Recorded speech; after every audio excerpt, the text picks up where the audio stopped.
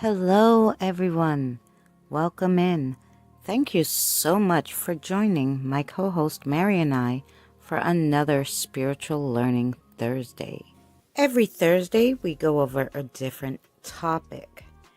After we play the video on the topic, we'll take any questions that anyone has and we'll try to answer them the best that we can.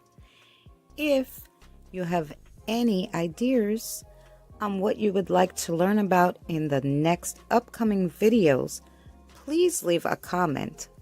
We will be with you shortly.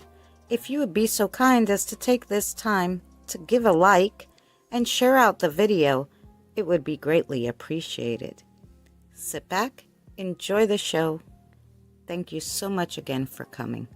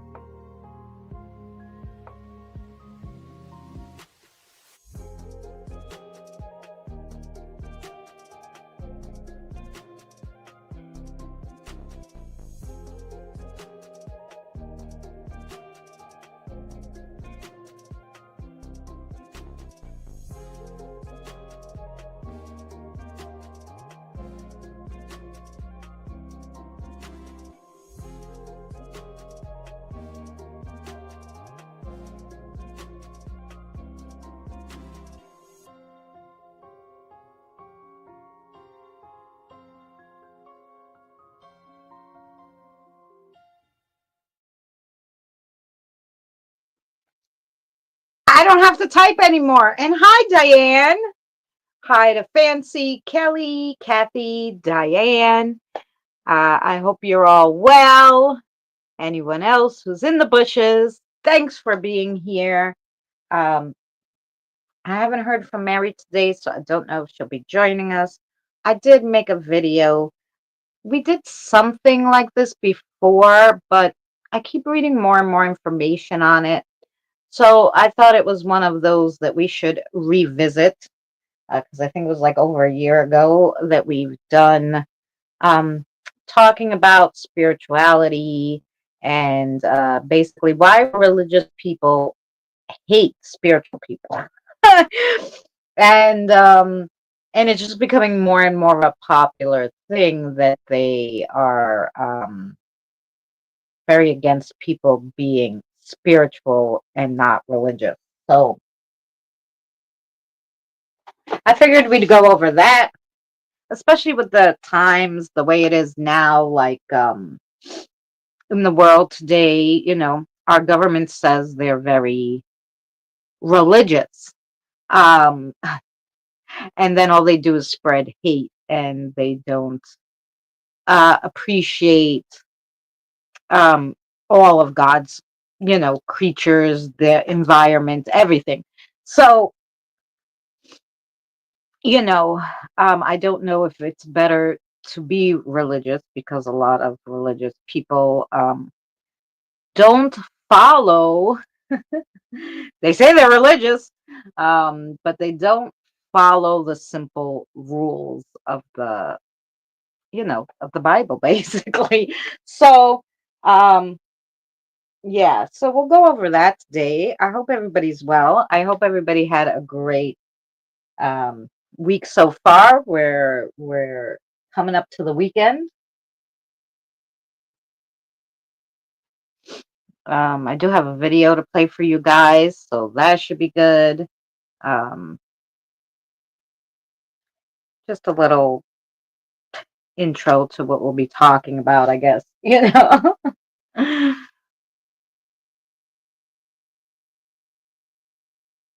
But like I said, I especially thought it was necessary because of the fact of everything going on in the world. And they're preaching and preaching um, religion, and none of them practice it. And then they yell at us spiritual people for not being religious. Um, And I think I say it in the video, it's because they think if you're spiritual, that you make your own path and then you can break all the rules of the Bible. But like I said, as we're seeing now in modern day, even people who are religious are breaking all the rules that are in the Bible. So I'm not a big organized religious person. I believe in God. I believe in the universe. I believe in deities. I believe there's higher powers out there. Um, but I just don't go with, you know, one particular um, religion, because I actually think if you really look into all of them, and in the series, the spiritual learning, I did do a lot of different um, religions and spiritualities, and what different cultures believed. And I think if you can take a little bit from all of them, that it's fine, you know. Um, so you guys, you know, I'm sure you all have your own different thing. I am, I was raised Greek Orthodox. My father was Sicilian, so he was Catholic, but he didn't follow it. Even though his mother, my grandmother did. He wasn't big into organized religion either. Like he believed in God and all that. He just didn't go to church and whatever. Um, my mother was Greek Orthodox, and so we were baptized Greek Orthodox. In the Greek Orthodox Church, they do not speak English. They do all their sermons in ancient Greek that even Greek people sometimes can't understand them, who speak fluent Greek. So, you don't get, I didn't get much out of church when I was younger because I didn't understand, of course, what they were saying. So that it didn't help me. So I had to come my own way. And now, when I was younger, it was like, oh, okay, my mother said this, and this, and that's, what we'll go with because I can't understand what the priest is saying. So I'll just go with, you know, my mom knows what they're saying. Turns out she didn't because they were speaking ancient Greek. She didn't know what the hell they were saying. She just, like everybody else, took what people said at face value about God and the Bible and never really did their own research, which I think is quite common. Um, oh my gosh, everybody's talking and the stupid thing got stuck again. I'm so sorry. Hello, Derby. How are you? I finished a blueberry cheesecake, 2 dozen chocolate chips, and now I'm starting the special K and rice. Oh my gosh. I'm here. Hi, Scott. Hi, Evie.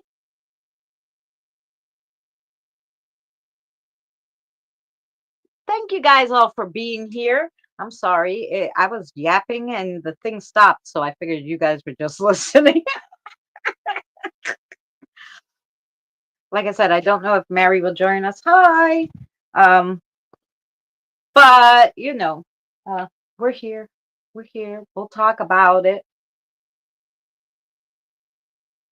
Um, so I wonder also if a lot of it is that people don't understand their religion because maybe it's not spoken in their native tongue. So let's say you're, from India, but you were born in America and you speak mostly English, and your parents learned English, and you're here and you're speaking American. Maybe you don't understand what the Indian priest is saying, so you have no idea what what is really going on. Um, so that might be a lot of it too. And I don't understand why, since Greeks have been in America for so long, that they don't start doing the sermons in American, you know, or at least modern day tongue instead of ancient tongue, which would just be like, smart thing to do so that people can understand. So that's why I do my own research. Oh, did it go well? I hope it went well, Derby. I hope it went well. We'll be praying for you. Being spiritual seems to be separate for most people. Yes. Um, and I don't know why, because well, when I play the video, you'll see, and then we'll discuss it. But yeah, I think it's I think it's really the same, except for the fact that you took what made sense to you out of your religion, somebody else's religion, you know, and you live by that, which is living by something. It might be your own religion, but nonetheless, it's some kind of being having religion just means you believe in a higher power. Um, and I do, and most people do, right? Unless you're atheist. They believe in a higher power. Being religious is believing in a higher power, something more than you, you know? So yeah, that's having religion. Being religious is going to institutions like churches or mosques or whatever they're called, all the different ones, um, to do your worship instead of doing it at home. Um, so yeah, English. You mean American? That's right, American. Why don't they say it? Well, no. Well, I don't remember what I was saying, but if I was talking about the yeah, we've been in America so long, the Greeks, that they should speak English in the church. I think that's what I meant to say. Did I say it backwards? Probably. But yeah, they just don't. They don't, and I don't understand why at this point. Um, because I'm seeing that most of the priests, um, after the sermon, they speak English. It's not like they don't speak English. They do. So why not do a little in the beginning in Greek for the older people and then go into English? And I think that's another reason why like people are not going to church like the lady was saying, because I went to the church near Easter, not this year, last year, and to get the holy light, and I said to the lady, I said, "What is he yelling about?" Because I didn't understand. She laughed at me. She goes, um, he's yelling about that there's so many people here that we're all outside on Easter, but we don't come on Sunday. I said, that's because he doesn't speak English. Like, you know, because the young people don't want to go and listen to 2 hour sermon that they don't understand. Because like I said, they're not speaking even regular Greek. They're speaking ancient Greek. Nobody understands what they're saying. Um, so what's the point of going there and sitting there for 2 hours, not understanding one word? On Easter, we know what they're talking about, so we go, and because we should go, but yeah, I think that's always the time that I always went to church. Like, okay, I'm going on Easter. It's Easter, I should go to church. Um, but most of the time on Easter, it's so packed, I don't go in the church. I'm outside, and they have the loudspeakers, and you listen. And you sing the Easter song, and then you go on your way. Hi, Crystal.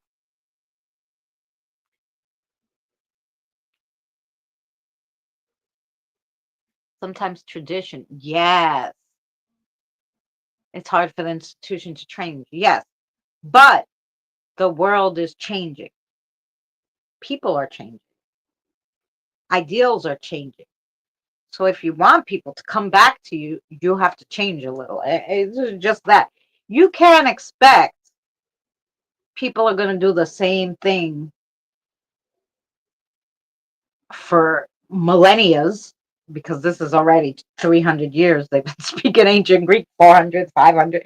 You know, um, you can't expect that it's not going to have to change. If you don't change with the times, you're going to be left behind.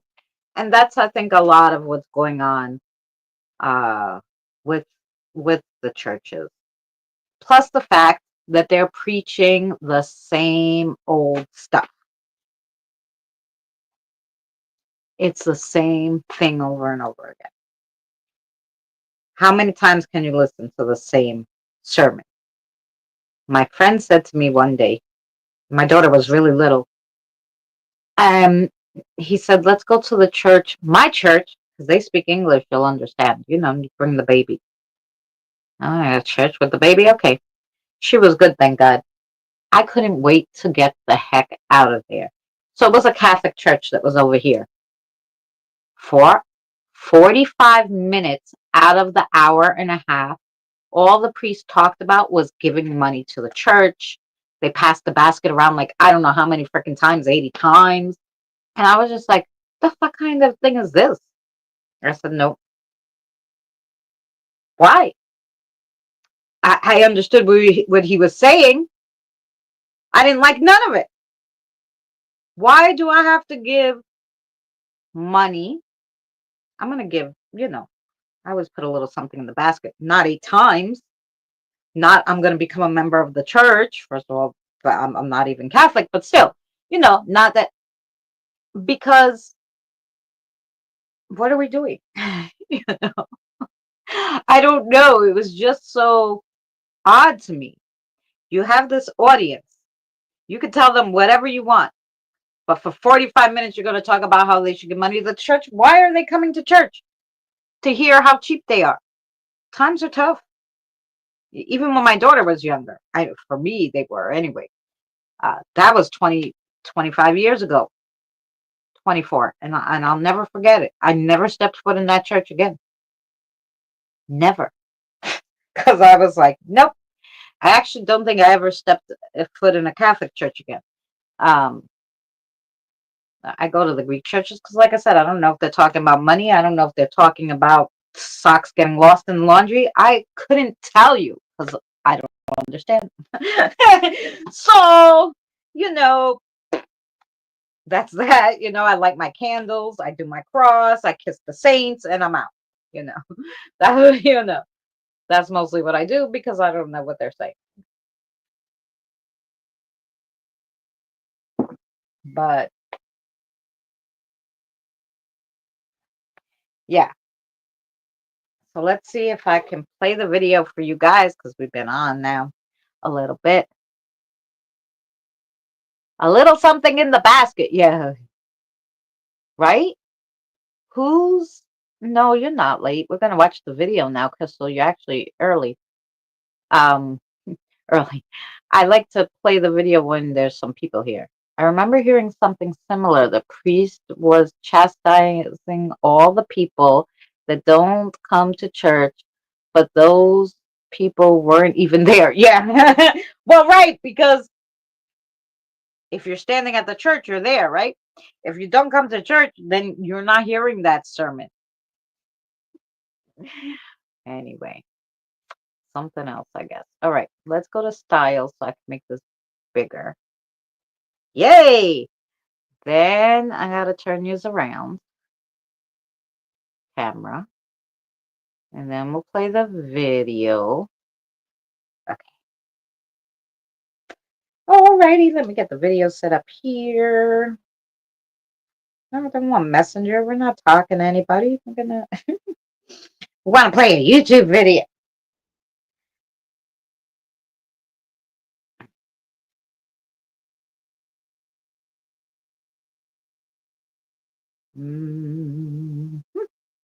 Okay.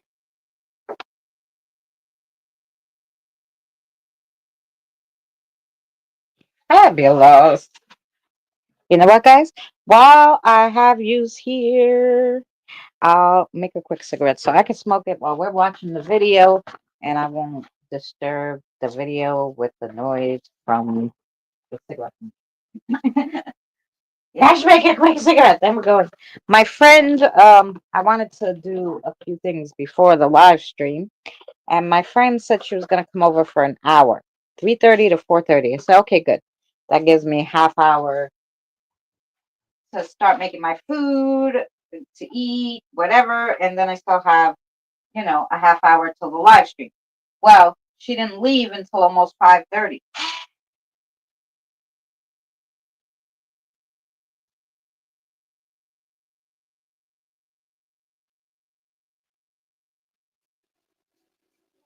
Which is fine. I love hanging out with my friends, but I was too far behind for what I had to do. Oh, here we go. Let's see.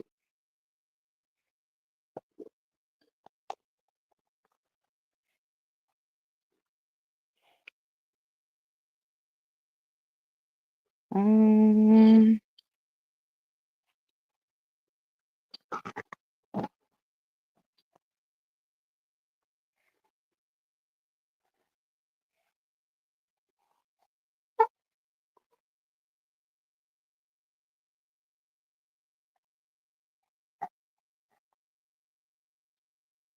oh, listen to the pretty birds. Here we go. Hey, listen, we did that pretty fast today. Mm-hmm. All right. Ready? Let's go.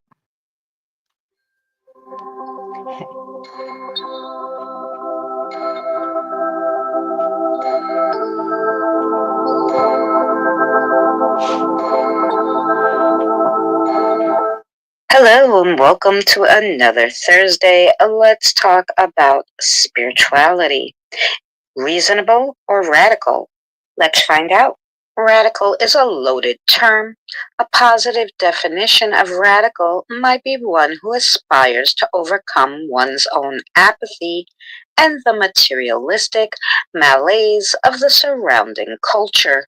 Yet the term does not come without negative connotations as well. A radical individual might develop a penchant for challenging anything that smacks of the ordinary or mundane.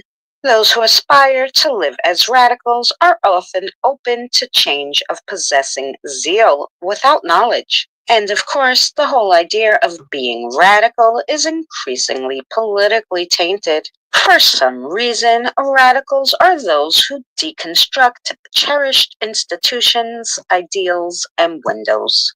Spiritual or reasonable. Speaking of slippery words in biblical Greek, logos is one such term. Depending on the context, logos can mean anything from word or plain logic, discourse, and more. In Greek philosophy, the logos was the intangible, rational principle which upheld the cosmos. Simply put, logos packs more horsepower than our English word. Logos and its derivatives come to us many times in the New Testament. Such one occasion comes just after Paul ascends his mountain. I appeal to you, therefore, brothers, by the mercy of God, to present your bodies as living sacrifices, holy and acceptable to God, which is your spiritual worship. The Greek word logikos is rendered by various English translations as spiritual, true, reasonable, rational, and even intelligent. One of these choices stand out. Spiritual. Interestingly enough, also translated spiritual in the New Testament in Peter, like newborn infants long for the pure spiritual milk, that by it you may grow into salvation. Why translate logos, from which we get our word logic in English from, as spiritual? In our minds, these concepts are mutually exclusive. We envision spirituality along the lines of inner, subjective experience in the realm of the ethereal or intangible. What then is the underlying word or concept on which the Aristotle Paul would have us dwell? Put simply, it is the mercies of God, by which he breaches his readers in the preceding verse. Paul enjoins his readers to embrace a lifestyle of total devotion to God as the only rational, reasonable, worshipful response to the gospel. Well, come on then, let's reason together. So let's return to one of the pitfalls of speaking in the terms of radical religious lifestyles is that it instantly places the person living in such a manner on an obtainable plane of super religious.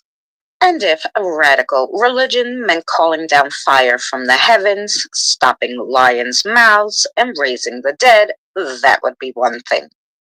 But if radical religion means studying scripture, seeking to apply it to all of life, giving generously, seeking to evangelize whenever given the opportunity, and to spread the glory of God among all the nations, then we should not regate such radicalism to the super pious elite. According to the scripture, that would be called living reasonably. So then why do people say that spiritual is not religious? Is it because we don't follow the Bible to a T? Spiritual means that we seek a personal sense of meaning, connection, or higher purpose without adhering to the structures, doctrines, or practice of organized religion. Spirituality often refers to a religious process of reformation which aims to recover the original shape of man. Religious people often refer to spiritual people as seekers. They're seeking something that they haven't found in organized religion. There's millions of people who think of themselves as on their own personal spiritual path, but they do not affiliate with a specific religion. If we have framed our views of the Christian life in such a narrowing way, it gives the impression that loving, joyful, and total obedience to a higher power is reserved for a select few, then we have failed, especially when it says it in the Bible. Unique among all God's creation is man given the ability to freely choose how he will behave and thus endowed with the greatest responsibility. Since the Bible supports the concept of free choice, emphasizing that humans have the ability to make decisions, including choosing God's way or their own, then what's the problem? Individuals who believe in organized religion thinks that spiritual people can break or bend the rules how they see fit.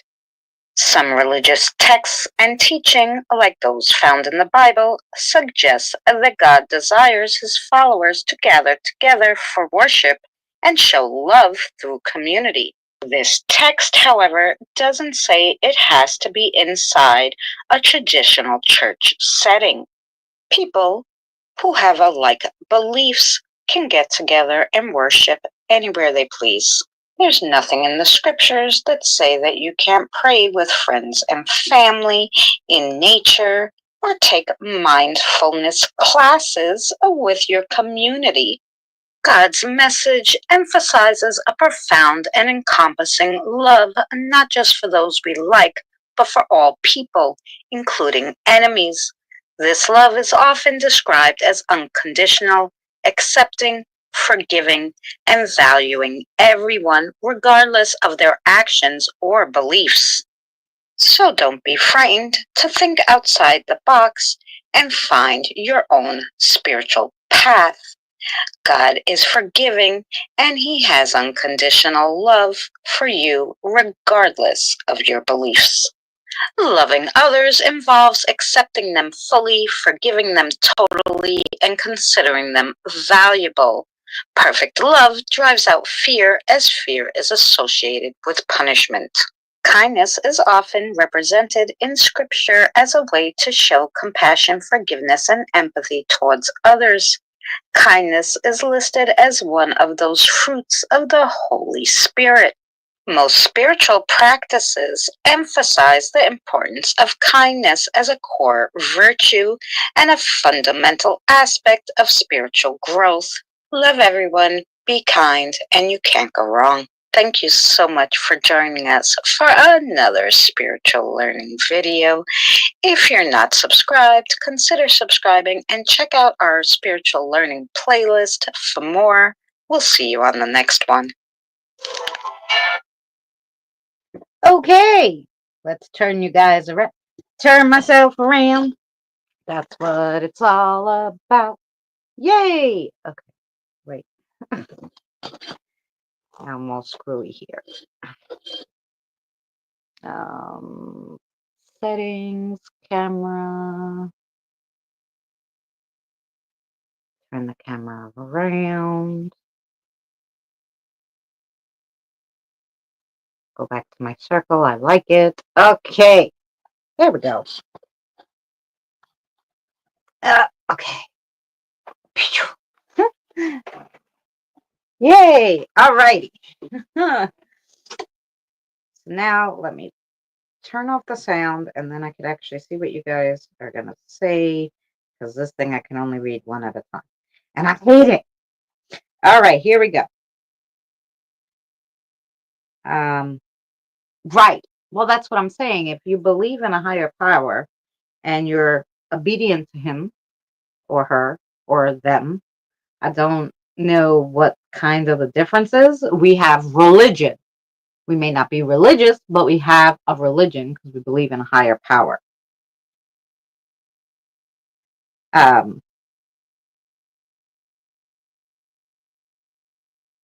don't think so either, Kelly.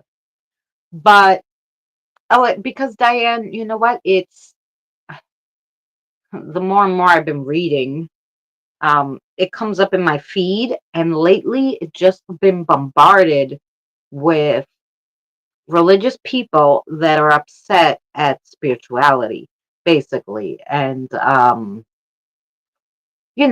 I just get annoyed because I see what's going on with these so-called religious people, all these what's the best way to put it? Left-wing people, like really to the left. All these nutties that say they're very religious, and then they're going out and like hurting people, and I know it says in the Bible you can't hurt nobody. Like, not supposed to kill anybody. So going out and doing these things, and then sitting there talking about spiritual people, it annoys me. It just annoys me. Um, you know, that you say you're so religious, and then you go and do these stupid things. The spiritual people aren't doing those stupid things, you know?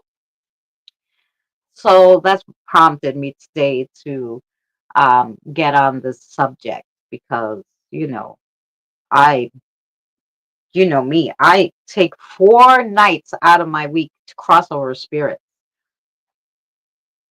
because I feel it's the right thing to do. I, you know, I leave food out for the deities, for the elementals, for the people, for the fairies, you name it. I got a bowl for them. Okay. I, I'm not, I try not to leave anybody out. I believe in them all. But I don't think that it makes me a bad person because I don't choose to believe everything the Bible says. And I don't think that it makes me bend the rules any, because are there actual rules besides not killing anybody? Like, you know, um, you know, what are the rules? Tell me, what's the rules? Because I'm more than sure I haven't broke any. Well, premarital sex maybe, and children out of wedlock. Because yeah, so too, I think God will forgive me. I don't know. Besides that, I don't think I broke any rules. Um, so I don't know exactly what,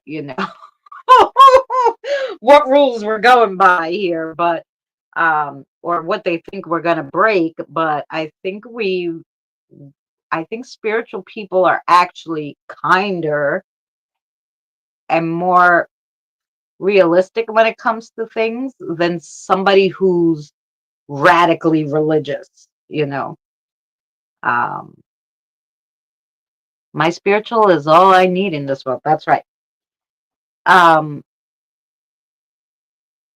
and I would assume, like, I remember, and I'll never forget this, when the spirits first told me because I was trying to help the little ones, and they told me, well, you need to cross us. And I'm like, well, I'll find somebody because I don't know how to do any of this. And I was looking, and they're like, no, no, no, no, you're gonna do it. And I said, so then I looked up how you cross spirits over, right? And they're like, meditate, do all that. I'm like, fuck, I don't know how to do any of this, right? So, and then it's like, read the Bible. And I'm like, freak. So I turned to the spirit, and I was like, okay, Beth, her name was. That was the one who was teaching me at the time. She crossed over as soon as I figured out how to do it, right? But anyway, so I was like, do I have to read the Bible? Because then I'm not doing this. I'm really gonna find you somebody. I'm not doing that. And she's like, no. I was like, okay. And at that point, besides wanting to help them, I was so mad about my mother passing away the way she did, that I was literally almost an atheist. Okay. Um, but like, it didn't matter that not that I knew there was a God, but I just didn't like him. Okay. At that point, I was pissed at him. And I said, damn, if they let me up there instead of down there, because I don't know about this, all these rules that I would have broken, like premarital sex and having kids out of wedlock and all this nonsense. So I said, I don't know if they let me up there, man, am I going to have a bone to pick with him? Like, I was really mad. But at the same time, even though had lost my faith in him, I didn't ever lose my faith in people, in animals, and I always chose to be kind. And that's why I wanted to cross over these little spirits to help them get to where they wanted to, because they wanted to go there. It wouldn't be where I wanted to go at the time, except if I could yell at him. But other than that, but they wanted to go, and I wanted to help them get there. So I learned, you know, because that's what they wanted to do. But yeah, at that point, I was so mad. I was like, man, I even wrote a poem that he should be fired and then should put someone else. Like, I was so mad at him at that time because of what happened with my mother. But, you know, I thought like they should have like a vote and like put somebody. There must be another one they can put there. you know, I don't know. Like, that would do a better job. Is like, do we have a vote? Like, I didn't know any of this, but I knew I was mad. But I still never would um, do something like hurt somebody intentionally or anything like that. You know, no. And I still wanted to help people, spirits, everybody. Um, I did not. My being upset at that moment at the creator or the God at that moment, whatever you would like to call him. I didn't let it affect how I felt about everything else that was created. Wasn't their fault, right? Like, um, wasn't people's fault that they were created. It wasn't, it like me being upset at him did not change my values or views on if I should be good or not or anything, because me not being good wouldn't be a tick on him, because like I said, he's not here. Now, if he was standing in front of me, I would have gave him a talking to, trust me. But I wouldn't have went I wouldn't have did things that would go against my values, you know, regardless. And I think even atheists, they have their values. They do it for them, whether they believe in heaven, hell, or whatever. They have values um, that they follow because they're a person. They treat people the way they would expect to be treated. And, you know, so I don't think it matters, whether, you believe in God or the Buddha or, because there's so many different names, or the universe or nothing. Um, it doesn't matter, because when you get up there, God doesn't care if you lived your life not believing in him. That's why he gave you free will. But if you lived with good values, you were kind to people, you loved, you helped people, you didn't kill anybody, good, right? I don't know. Angry poems, I've been there. Yes, that's it. Okay, now I've been yapping. Let me go back and read it. Tell them off, Christina. Yes. Mm-hmm. The rule is all it's all about love. There you go. It is. Stop. I don't want to pin no messages. I want to read them. In the Old Testament, to get married, they just moved into the tent of the husband. Oh, really? Oh, then I've been married a lot of times. Well, no, technically no, because it was always my tent that they moved into. So technically they were married, but I wasn't. I don't know. I don't know how that goes. I always had the tent every.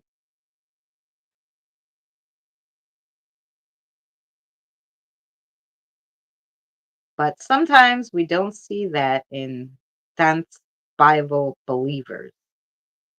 See what? Tell me what I said. Like I said, they can get over themselves. Yeah, it's what's in the heart. Exactly.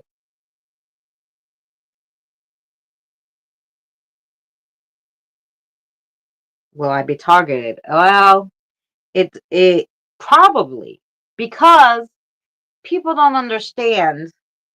People don't understand the pentagram is not a bad symbol. Okay, they use it in paganism.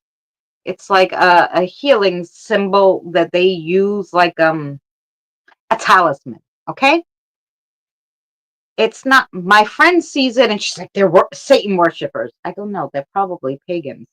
Like, like, my first thought is not to go to that everybody's a Satan worshiper. Okay, but people do, so you have to be careful because they don't understand what it is. You know, one's upside down, one sideways, one has a circle, one doesn't. They don't know any of this. They see that, they're like, you're a Satan worshiper. That's what they think. I'm telling you. They don't care what it looks like. Okay. The super religious, for the most part, are the biggest hypocrites. Yes, they are. I think he understands. I know. He is God in the Greek church. In the Greek church, yeah, they call him God in the Greek church. I particularly have a different view from what I gathered on my spiritual journey. So I don't call him God. There's a creator and then there's a God. I think they're two separate people. I think there was a creator, created all of us. And that this creator goes not only to our universe, everywhere in all the universes, everywhere in the universe, and creates life and different things, on different planets, depending on what the planet can have on. So he's not staying here. He left a God, so it's a spirit, who watches over everything. So I think they're two separate people. Other people think they're the same person. My aunt told me, because I think they're two separate people, God's going to be pissed at me. No, I don't think so. I don't think he's going to be pissed at me. That's my understanding. So if I'm a dumbass, God's going to be mad? No. He's just going to say you're a dumbass. I don't fucking know. But I'm sure he's not going to be too mad. I think they're two separate people. Doesn't matter. I still give him props, because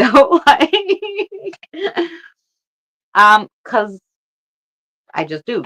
Just because of my spiritual journey, my visions, other things, I think they're two separate people. Are they like the same energy? Like, because some people think God can take part of his energy and make something. So, okay, I took part of my energy, I made this creator go create shit, and now I'm taking another part of my energy and make angels, So people think like that too, some of them. So is it that kind of thing, which is why I see them as separately? I don't know. I won't know until I ask them, after I yell at him. And then I'll ask him if he wants to talk after I yell at him. I don't know. My previous wife's parents tried to put the fear of God in me, but it didn't work. Right. Greek church is close to Catholic.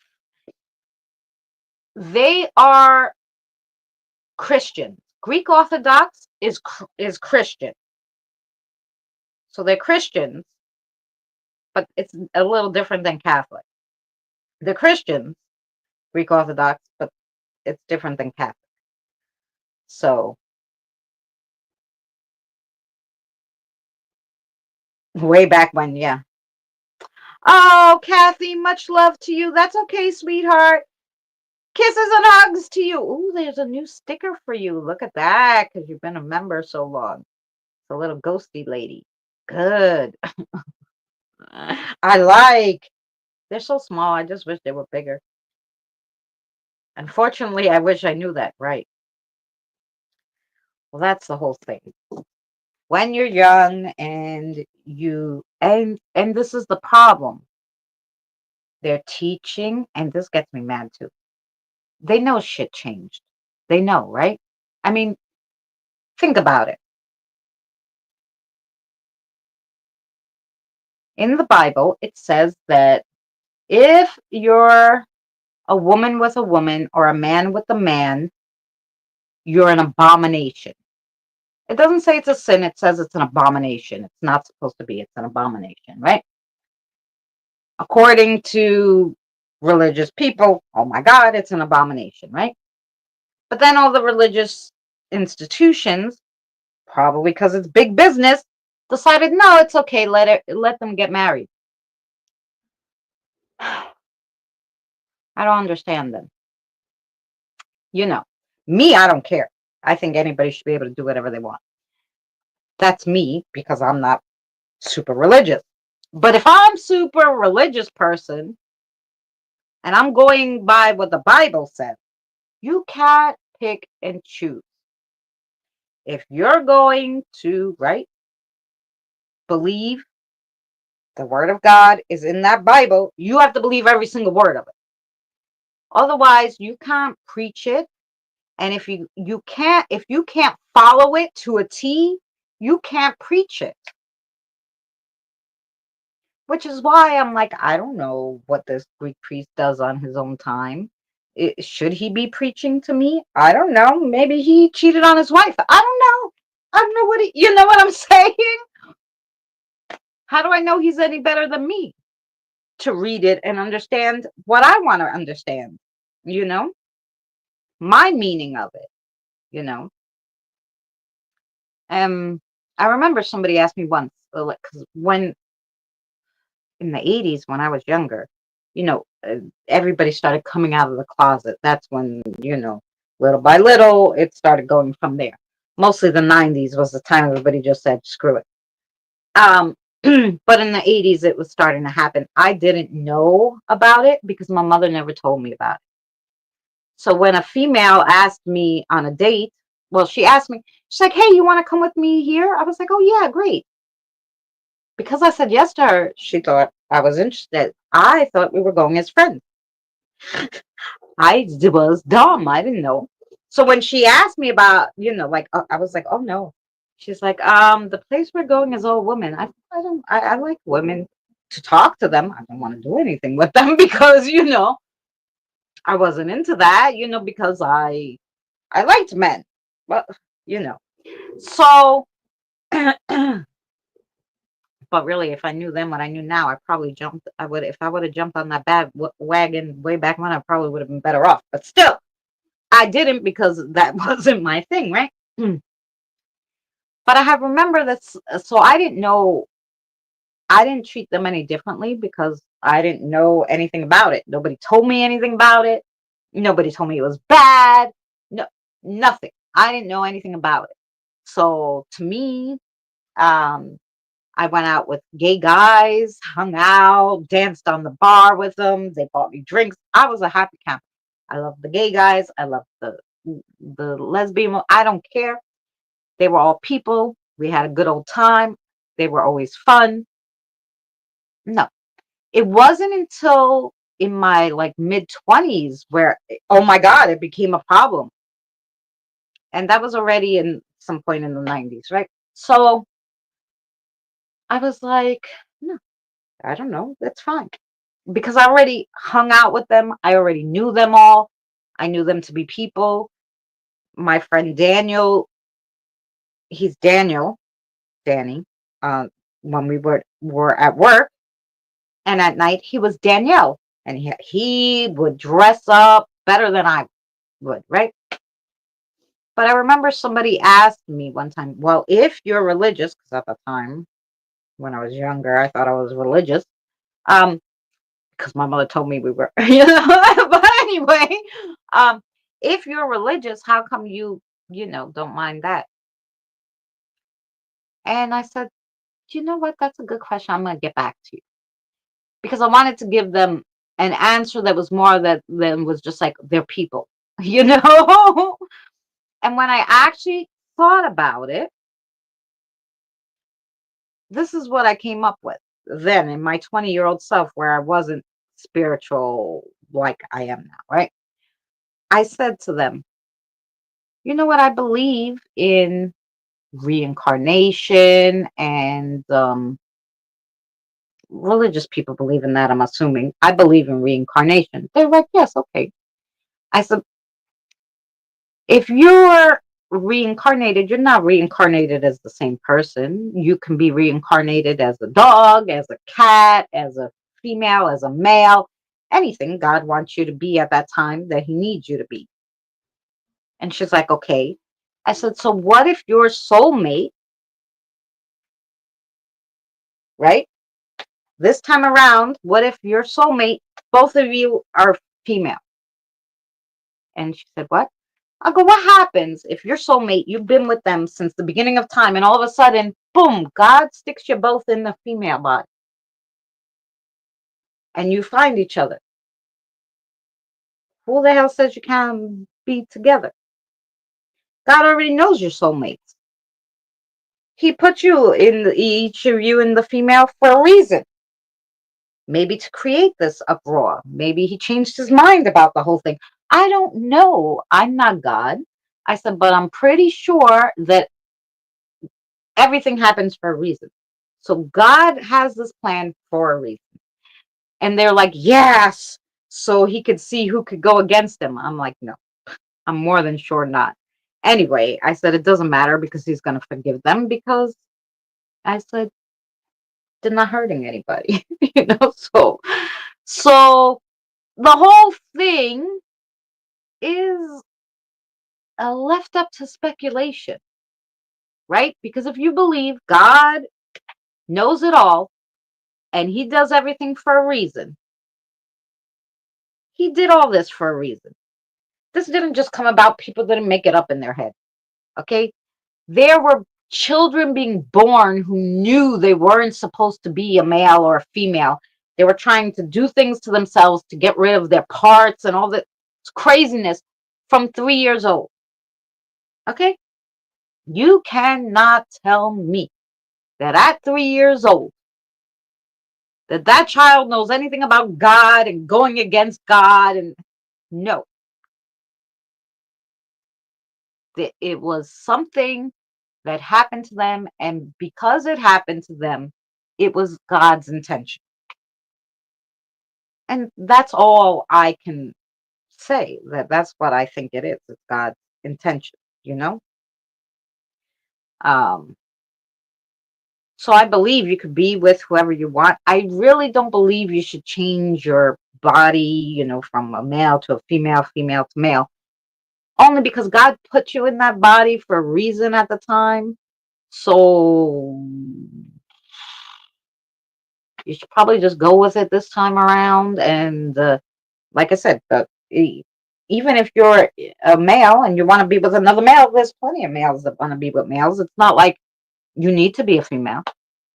No, because they take you as you are now. So that part I don't understand, because I think there's a reason why he had you in this body. But that's my thing. I don't judge anybody because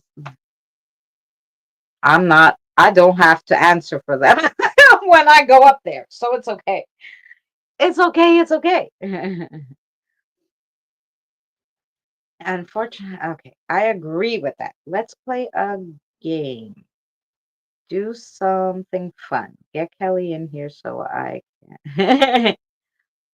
The creator is the factory of everything, and God and goddesses are the delivery people. There you go.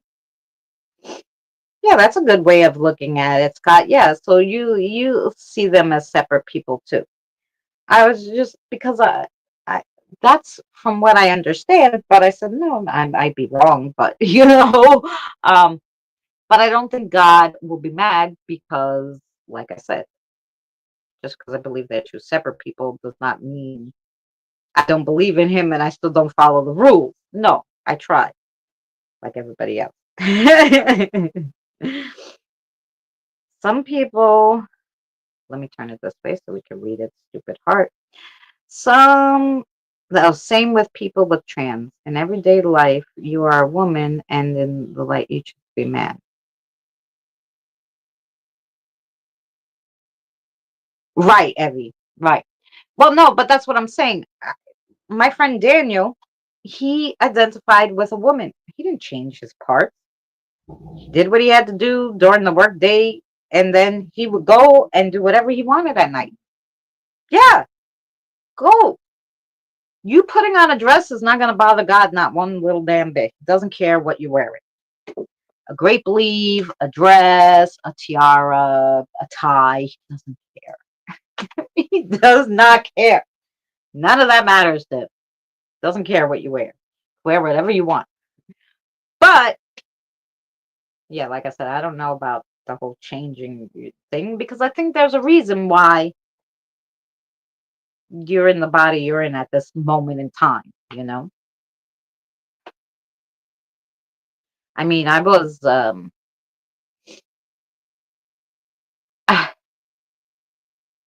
had this like idea that I was a male once, right?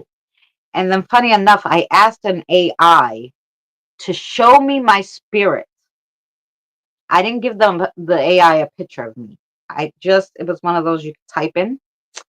And I just said to the I want you to show me my spirit. And I told Mary to download the same app, and I want to see what the AI says for her and for me. No pictures are involved, so they don't know what we look like, right? Per se. It doesn't know if I'm a man or a woman because I didn't upload any pictures. It's just type and it makes you a picture. So I put show me my spirit. It gave me two pictures, a male warrior and a female Indian princess. She looked kind of Indian, but I just take it as a male warrior and a princess, right? Mary got one picture, and she was somebody with, if she was a female, with like a whole bunch of legs and arms, like multitasking, right? And I was like, wow, so interesting that the AI, it's the same program. We asked it at the same time. You would think it would kind of come up with the same thing, totally different. We said the same line, show me what my spirit looks like. And that's what it showed me.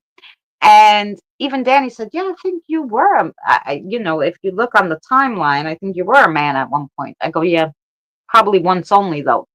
And he's like, why do you say that? I go, because if they gave me that, I would be playing with it all day. How am I going to be a warrior and be playing with that thing and ride a horse? And he was like, oh my God. Like, but it's a true story. That's probably why I was only a man once, because I would not be good.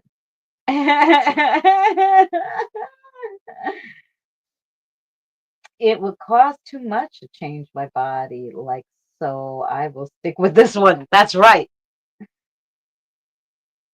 Right. Yeah, no, it doesn't matter. I just really think there's a reason for everything. I don't believe in any coincidences. So I know that there's a reason why you're stuck in the body you were at that moment, you know? There was a reason why I had to be a male warrior at that time in my soul's life, you know? But like I said, that was probably the only time they were probably like, no, she can't do that. You have to put her back in the female and leave her there. Or maybe they make me an animal one time. I don't know. But yeah, I'm gonna turn off the camera, but I'll leave it on while I just make it smoke. Yeah, but since you know what's funny too? I think there's a lot of people too who start saying, okay, I'm gonna be spiritual because I don't really believe in the religion, but I'm gonna go with spiritual. And but they don't really believe, like they just read it and go, okay, I'll follow it, but they don't actually believe.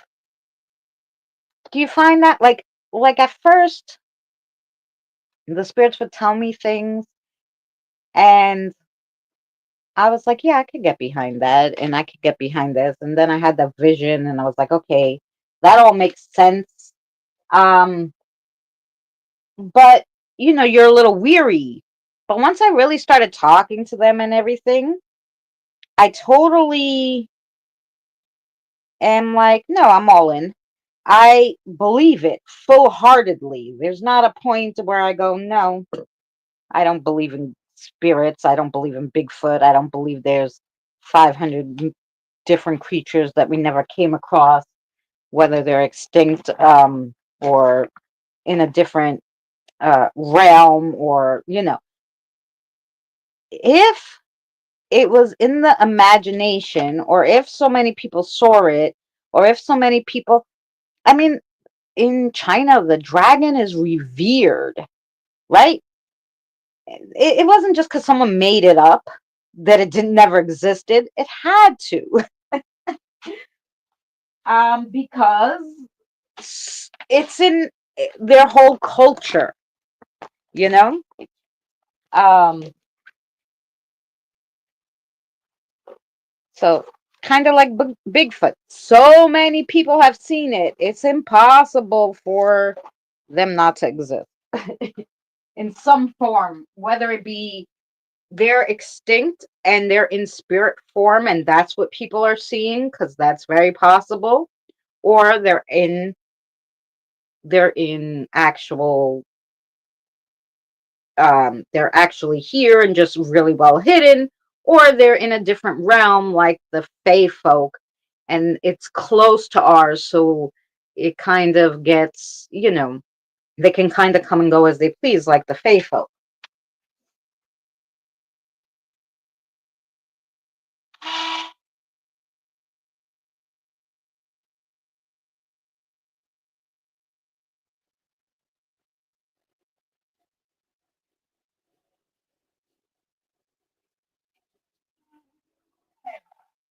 So yeah, so I could get behind all of that. It all makes sense to me. Um, all of that makes more sense to me than some of the stuff in the Bible. And that's why I go, yeah. I think that God gave me this brain to use it, so I'm going to use it. And just by, you know, my rationale, this is what I think is true. And nobody can fault you for that, not even God.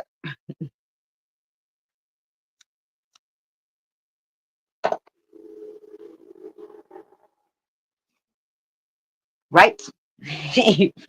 Peekaboo.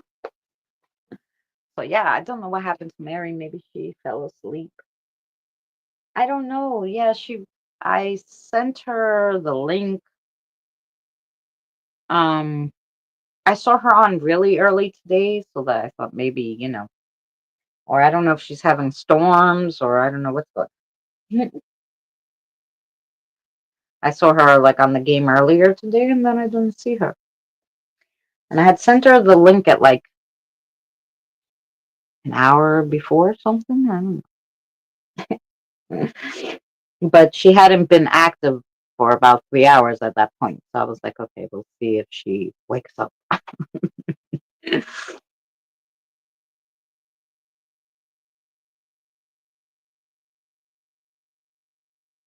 So yeah, no, it's an interesting topic, and like I said, what really annoyed me was especially these, because what's going on now. So you guys know that um they basically are trying to take women's rights away, um, their rights to their own body by either telling you abortion is legal, they overturned some things, all this stuff, right? That God forbid that the baby is causing you harm. You can't get rid of the baby. You're both going to die, right? Because it's against the law to get rid of the baby. So now you're playing God. So now the government is playing God. They're saying, well, the baby's life is important, yours isn't. And if you get pregnant and you both die, fuck you. That's not one person is more important than another person, you know? Especially when if terminating the pregnancy because something's very wrong and you can still have another child, why wouldn't you save the mother so that they can have another baby? Obviously they want the child. It's not that they didn't want the child. It's that something's wrong, you know? So I really find that I really find the fact that of the government paying God with people's lives and saying they believe in religion, it's just a bunch of hooey to me. Because I don't think you can believe in religion and be religious if you don't believe in the right to free will, the right to choice, all this stuff. If you believe one life is more important than another, where does it say that? Where does it say that? It's not up to the government. It's up to the doctor to say, hey, no, she can't carry the baby to term. This one, there's something wrong. They're both gonna die. You know, I don't know, craziness.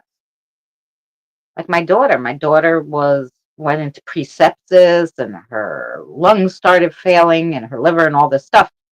They had to take the baby out. They didn't know if the baby would survive. The baby was um, almost 3 months premature, you know? So he was due like the end of October. August 4th, he was born. They had to take him out. Now, this was when Biden was president. Take the baby out. I mean, the baby survived, thank God, knock on wood, then she was okay. But if They didn't think the baby would survive. Now, right? Would they have let them both die? Like, I don't know. Like, this is how, because it's so that nobody knows, not even the doctors, all these women are dying. I'm a strong pro-choice person. Me too. I think that, like I said, you're going to make a law because then otherwise people will just use abortion as contraception. So you're going to say, yeah, first of all, you have to do it before the 3 months are up.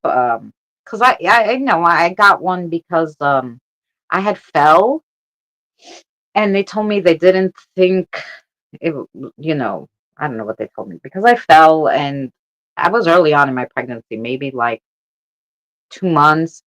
And they said that, things were leaking and you have all this blah, blah, blah, blahs. Anyway, they told me I had to make a decision within 2 weeks. Otherwise, it would be too late and they couldn't give me the abortion. Then maybe something would happen. Maybe I'd need a surgery in the middle. So, whatever. So, and they had give you that choice because there was something wrong, you know? But they still, even if there was something wrong, told me no, but after 3 months you can't have one, then you'd need a surgery or something if something went wrong, right? So there was precautions to begin with.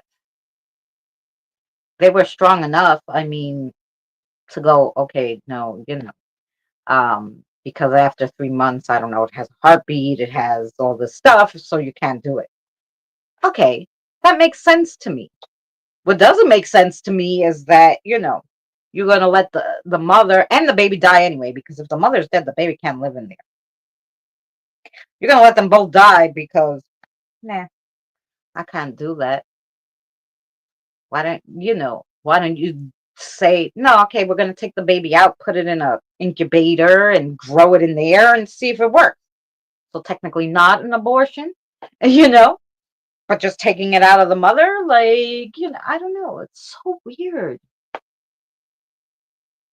That is a problem, though. It definitely should not be used as birth control. Right. Because I think in the 80s, they used to do that shit. They just used to go and get them. Like, oops, you know. Um, and then they started limiting them too, because I remember they were like, you can't have more than 5 abortions. Like, my friend was one of those that she was never fucking careful. So she was like, oh, you can only have up to 5 abortions. Why the fuck would you want more? What? Use birth control, girl. And then finally she did, but I was like, what the fuck is wrong with you?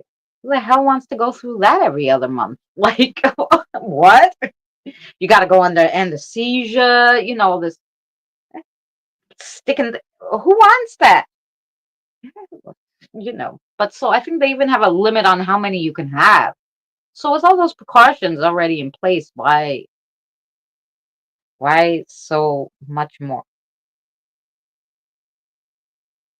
Abortion protesters, not for U.S. women, should have the right to have the child or not. Yeah.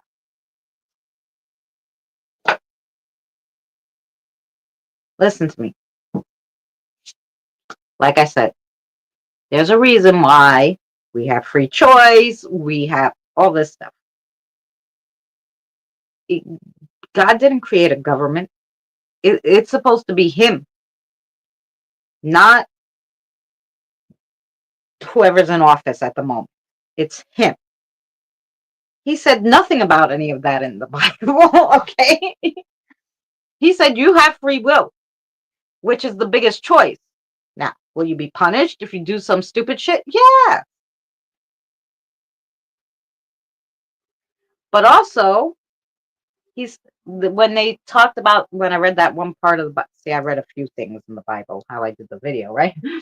Because I looked up, tell me what the Bible says about free will, tell me what the Bible says about love, tell me what it says. I want to know, you know?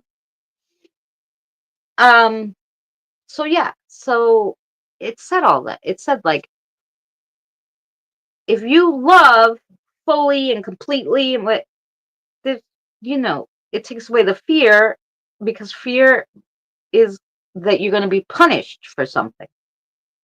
So if God loves you totally and completely, like they said, then you should have no fear about being punished for doing something that maybe is a little iffy. Which is why I'm saying I don't know that these people playing God with people's lives should be allowed.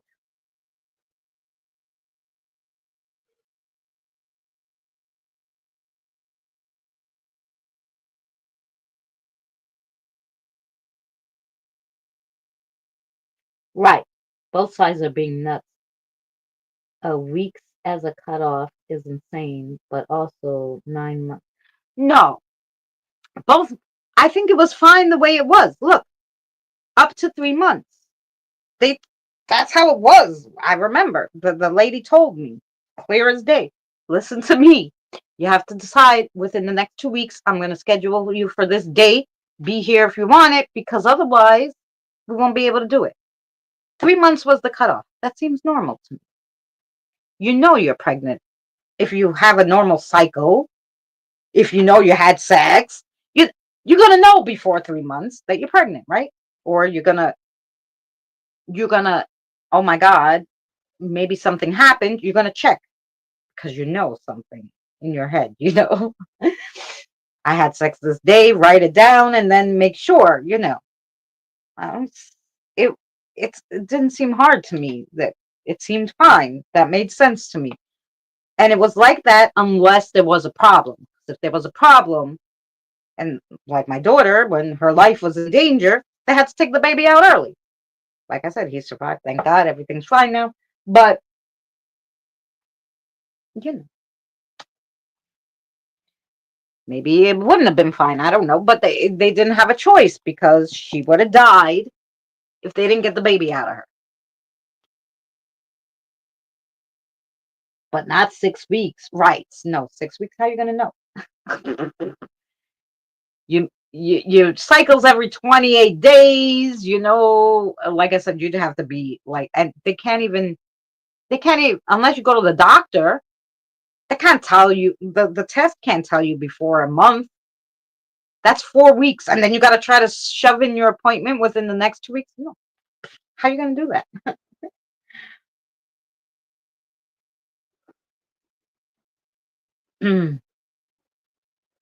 That's ridiculous. Now 3 months is good. You know, it's normal because they say, well, the doctors say, right? The pregnancy will terminate itself by the third month if something's not right. In like 98% of the cases, something's not right. Usually within the first 3 months, the pregnancy will terminate itself. So you have to say that those 3 months are when the things can go wrong regularly, can be when you can do things unregular, because obviously that's the time frame for things. That's why they tell you don't tell anybody you're pregnant until 3 months, because after 3 months it's good. You don't want to jinx it. That's what they used to tell you. I don't know if they still do this. This is what, from when I was pregnant. A lot of women don't even know they're pregnant. What I don't understand is why the abortion issue got brought back up in the last 6 years. They brought it up. Well, now I'm bringing it up because now I went and voted on it. I made sure I wanted to keep our rights, but unfortunately, it came up because stupid Republicans, mostly Trump. Okay, Trump had it in his head that obviously somebody was going to give him money under the table if he put this bill. And since that's why it came up. And they overturned Roe v. Wade, which threw our rights out the fucking window. And now we have to talk about it because we have to get our rights back. That's our right as a human. Okay. If men were having babies, this whole situation would not be happening. Okay. But they don't give a crap about women. They think we're expendable. So we have to take back our rights. And that's why that's why so many people are talking about it, because they overturned this, which means, the government could just, you know, arrest you if you're going to try to have an abortion. It can be. It's none of their fucking business, like, um, I don't know. Anyway, but it's since him. That's why you've been hearing about it. It was fine until he came along and somebody told him, hey. But anyway.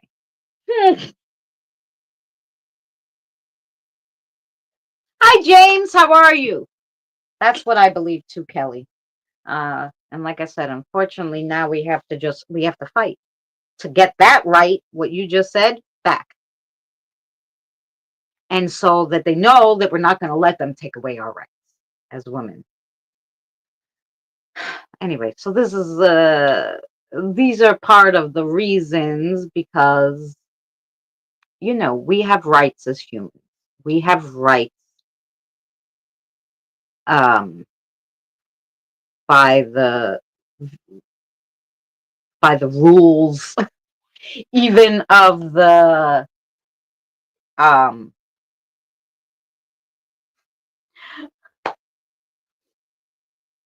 tell me what I'm thinking of.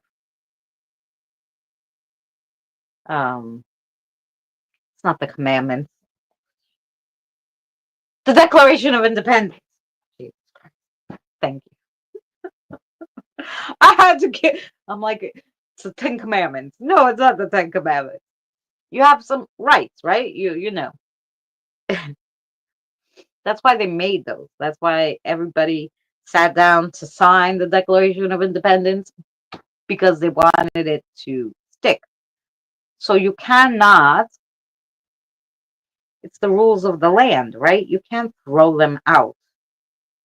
Can't throw them out because you want to, because you think you're God. It just shouldn't be. Anyway, we are talking about James' spirituality. We got a little off the topic because I went a little haywire about, you know,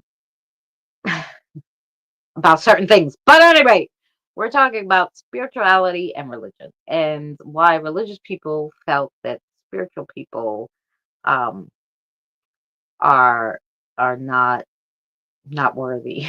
They're basically, um, they hate us. They think that we're, the downfall of all human life. Us spiritual people. um, but then we were taking the other side. These people who say they're religious and do things against the Bible. So how can you preach the Bible and say you're religious if you don't follow it, all of it? So that's what we were talking about. Yep.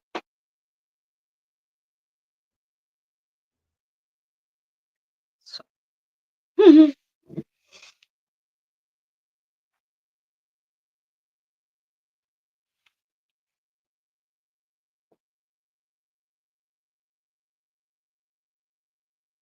right, but not so many. Like, I never had uh, a, a what do they call them? Like a Muslim. I never had a Muslim come up to me and tell me your God isn't the right God. No, I don't care what you call him, right? You're praying to the man upstairs, the woman, the animal, it could be anything up there. We don't know what God looks like, right? Man and woman, we don't know what he is. Okay, it could be a snake for all we don't know. As long as you're praying to the main one and you follow the rules, right? I never had a Muslim come up to me and say, "Your God sucks." Um, no, we coexist because we believe in something greater, and we believe to be kind and nice, right? Like, um, I don't, I don't care what anybody believes in, but I don't understand why recently I'm seeing more and more articles on how spirituality, people who are non-religious,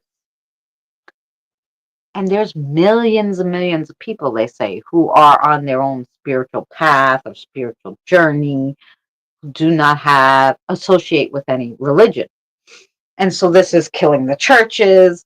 And then we went into how, of course, then because it's killing the churches, every time I go into a church, they're passing the basket 500 times. They're all asking for money, you know, become a member of the church, and give every,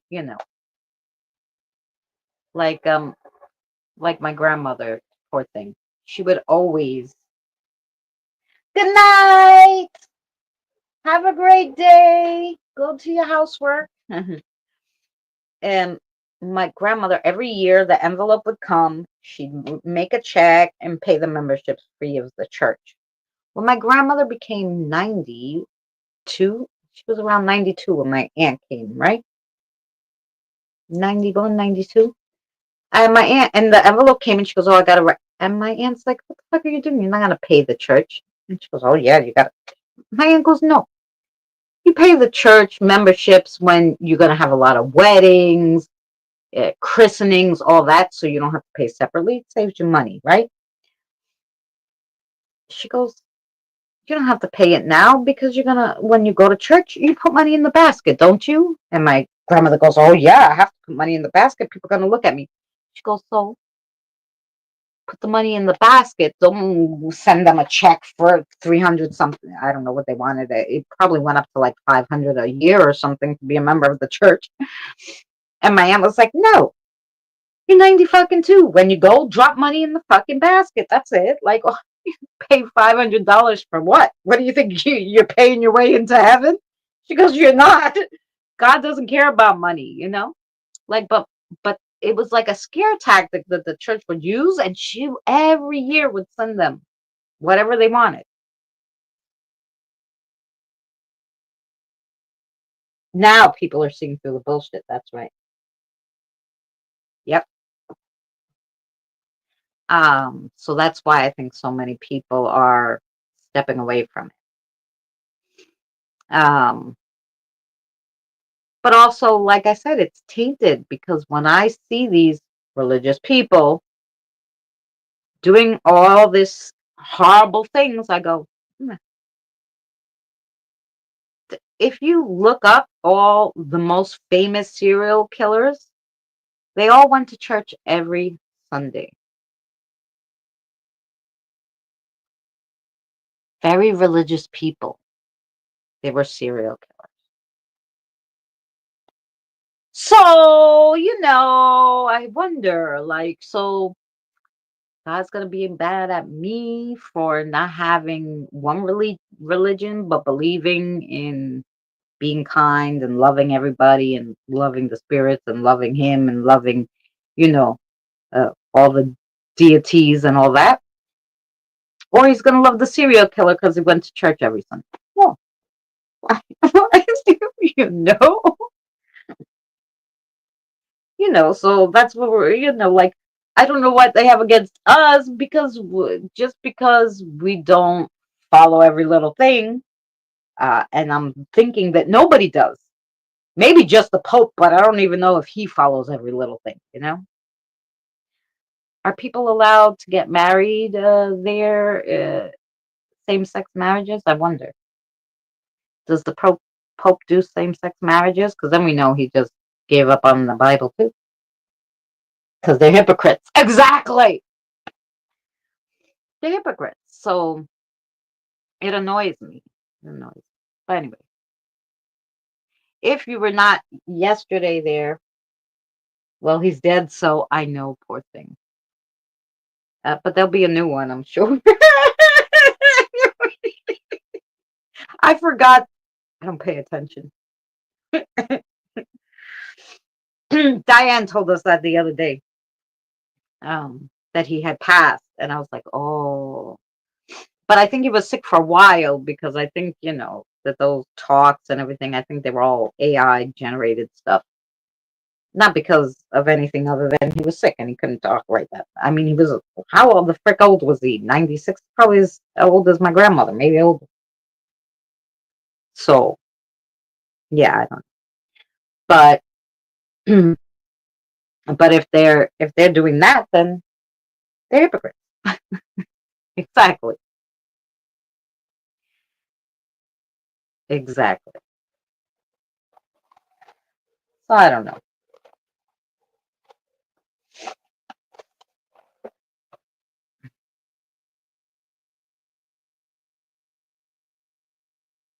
He held on till Easter. Hi, Autumn. I was thinking about you. I said, where is Autumn? You were my next one. First, I text Kelly because if you don't see Kelly in a week, you know something's wrong.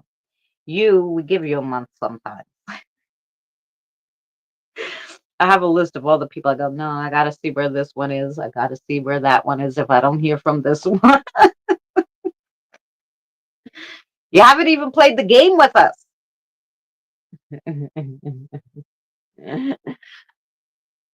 That.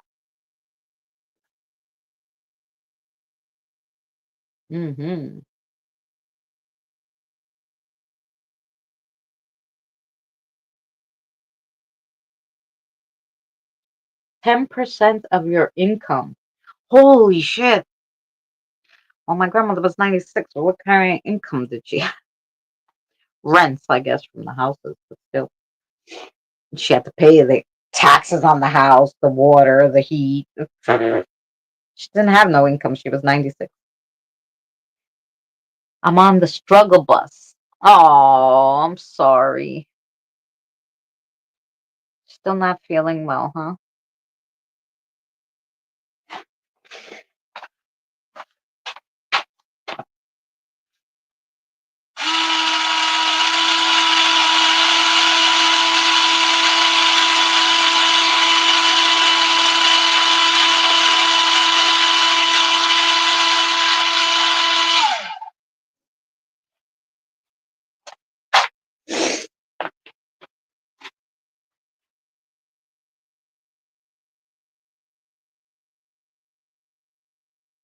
Throughout your life. Yeah.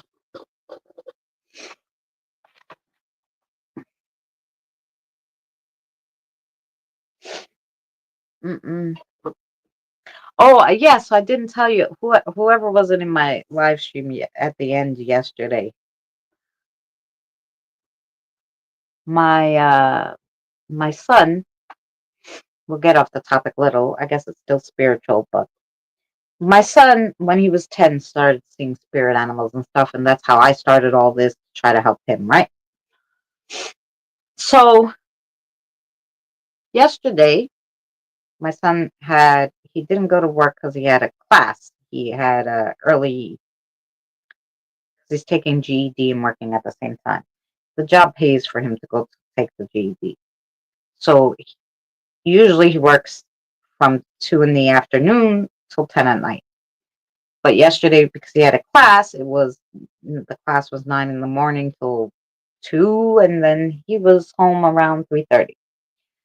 So he has to walk past my grandmother's house on the corner. My aunt lives in the basement, and my sister lives on the top floor.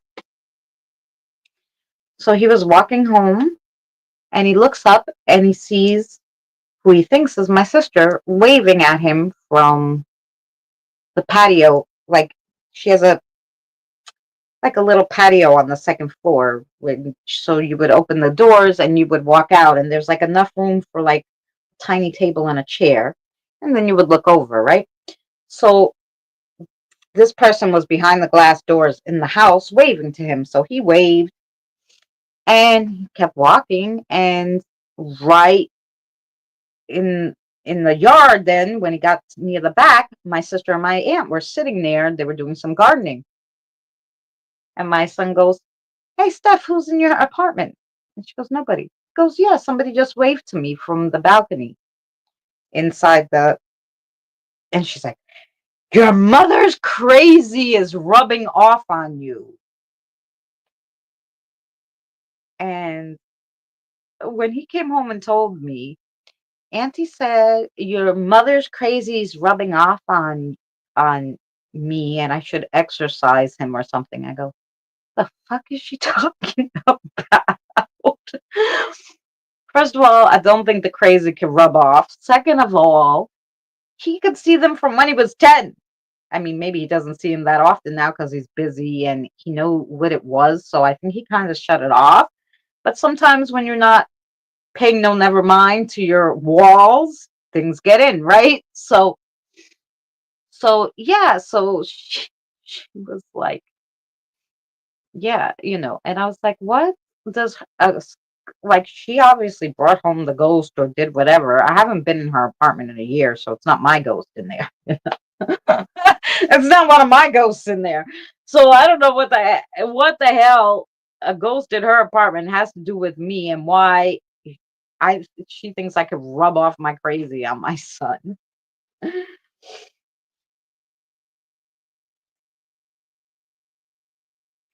Yes. Broken ankle and toe and mental struggle help. Just everything all over. Oh no, you broke your ankle and your toe? Oh my God. I'm sorry. Oh my God, he saw one of your relatives who passed on. Maybe. They used to do that. Yeah. I don't know. It could have been because, well, my grandmother's still alive, but you know, and nobody else died in that apartment except because he said it was a female. So the two other people died there was my my grandmother's second husband and her brother, my uncle Gus. So it wouldn't have been one of them. He would have noticed it was a man. They were bigger. Um, so I can only imagine that she brought something home with her, and it's fucking in the apartment with her. Like she got something from the thrift store. She always goes and gets everything free from Facebook Marketplace, and she goes to people's houses. I don't know what the hell she brought home, but it has nothing to do with me. And my son seeing it has nothing to do with me because I don't see spirits. So how can I rub that off on him? I don't see them.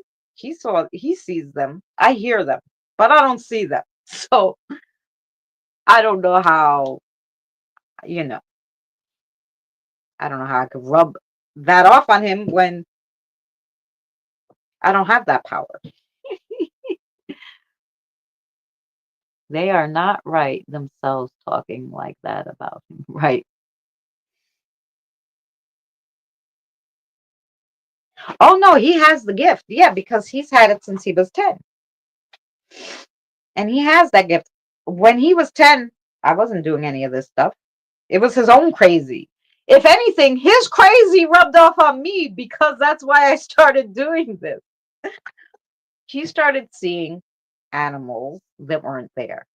I immediately said, no, it's his animal totem, which to that, they thought I was crazy. And anyway, they wanted him to go to the therapist. I brought him to a therapist. They wanted me to put him in the hospital. I said, no. I brought him to the therapist. The therapist said there's nothing wrong with him, except he's upset that his parents don't live together. And I go, well, that's never happening again because then it would be worse for him. Trust me.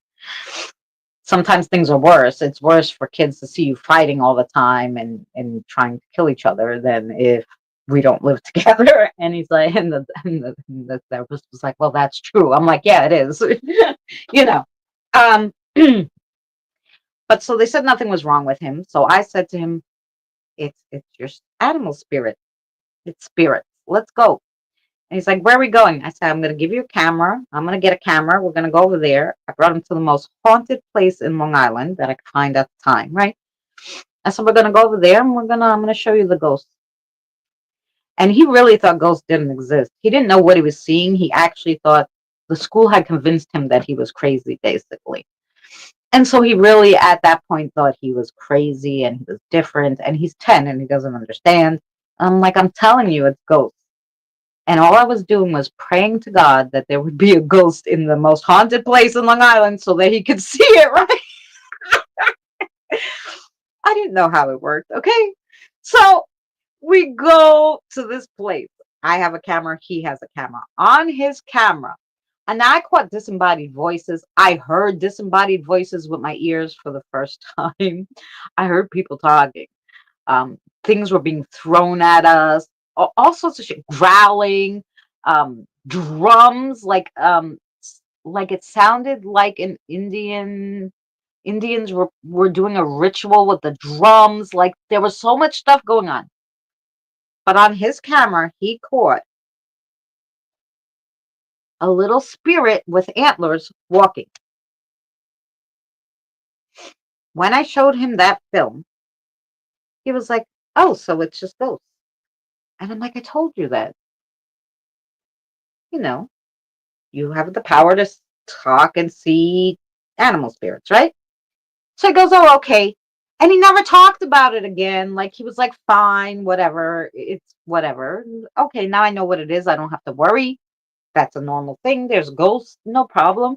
I just won't pay attention anymore." And that's basically what he did. And he went back to school and he was totally fine, never had a problem again, right? I saw that little thing with the antlers and I go, spirits just walk around? Like wherever?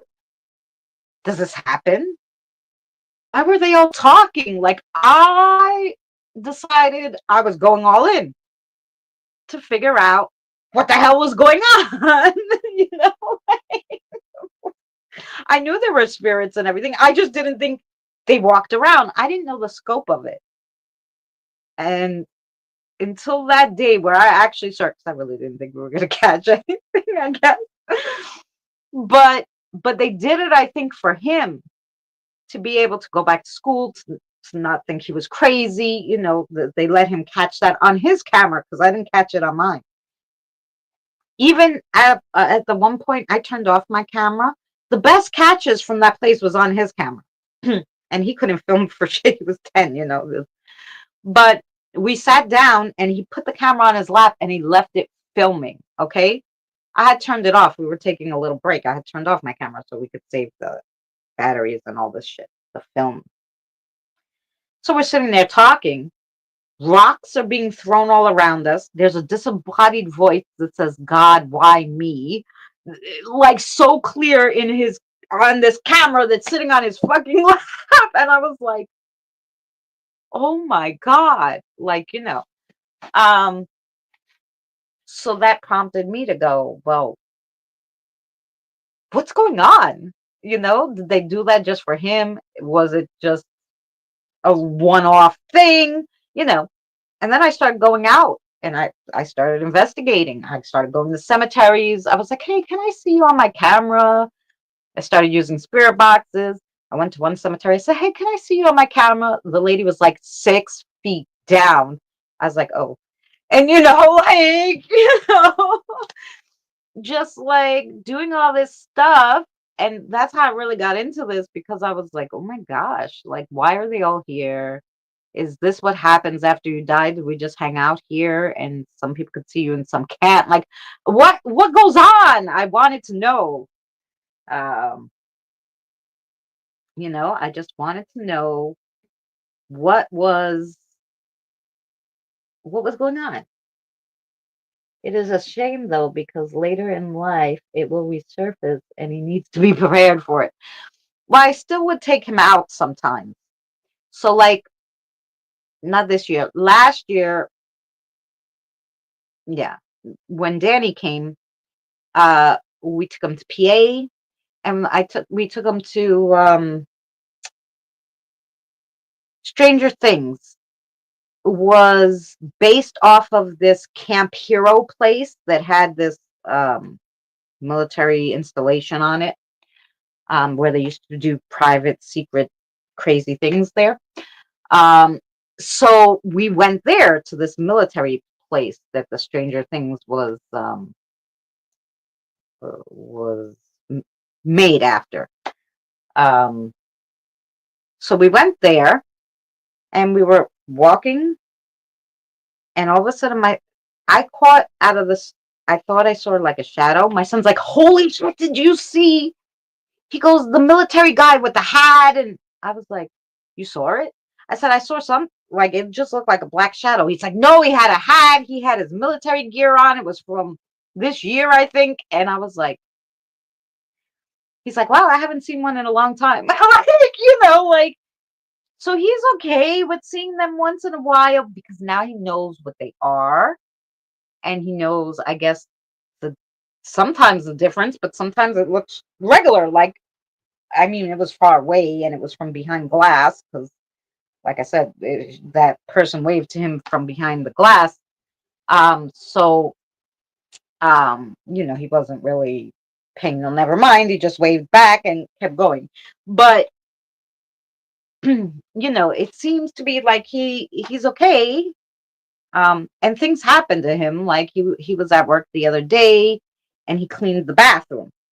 And after you clean the bathroom, because it was 10 minutes before closing time, so he cleaned the bathroom really good and he locked the door with a key. You lock the door. It's not like a lock from inside. He locked the door with the key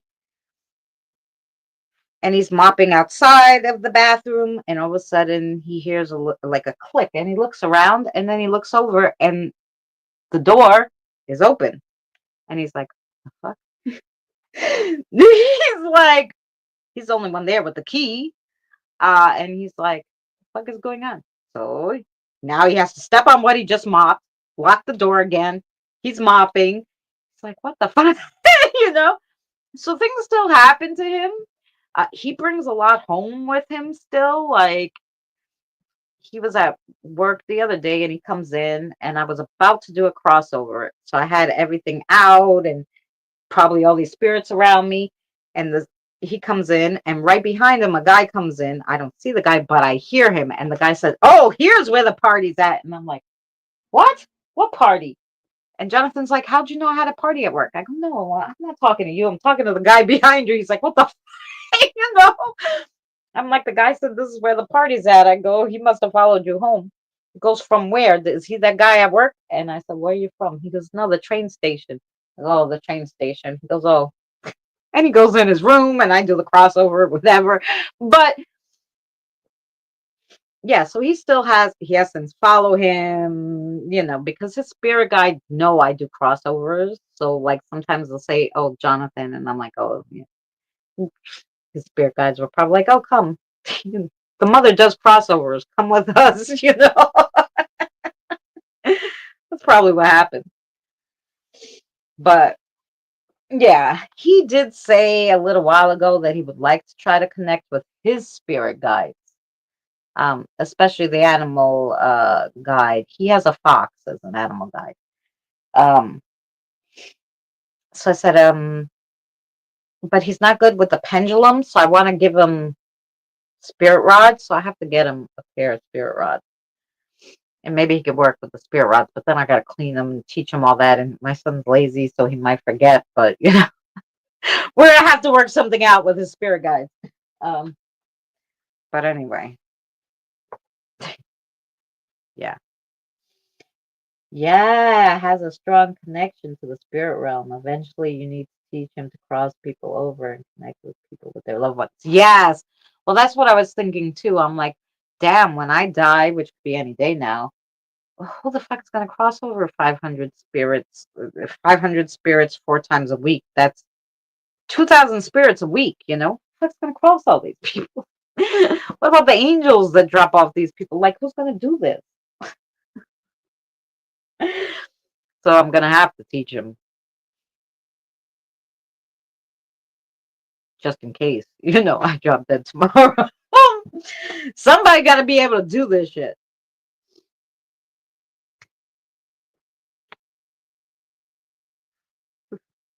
I'm going to have to teach Diane. Diane, you want to learn?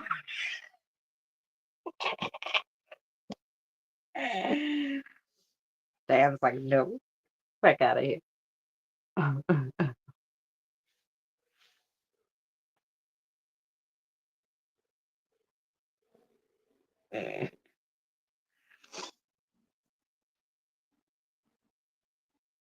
Because he inherited your gift, yeah. And it's funny because my whole family has something, but it's all different. Like, I think my mother and my grandmother were witches. I actually think my sister is too. Um, but not practicing, My mother wasn't really practicing either, but she liked all that kind of stuff. She was into it. She always had Ouija boards and all this crazy. Um, and my grandmother, I think I told you guys the story. I'm not trained in crossovers. I should teach you too. um, yes. So I think I told you, like, I think my grandmother killed her father by magical intention. Okay. So people say I don't believe in spells. I don't believe you need a spell exactly if you're this kind of powerful witch, right? So her my grandmother, her mother passed away. She was set to inherit one house and her brother, my uncle Gus, the other house.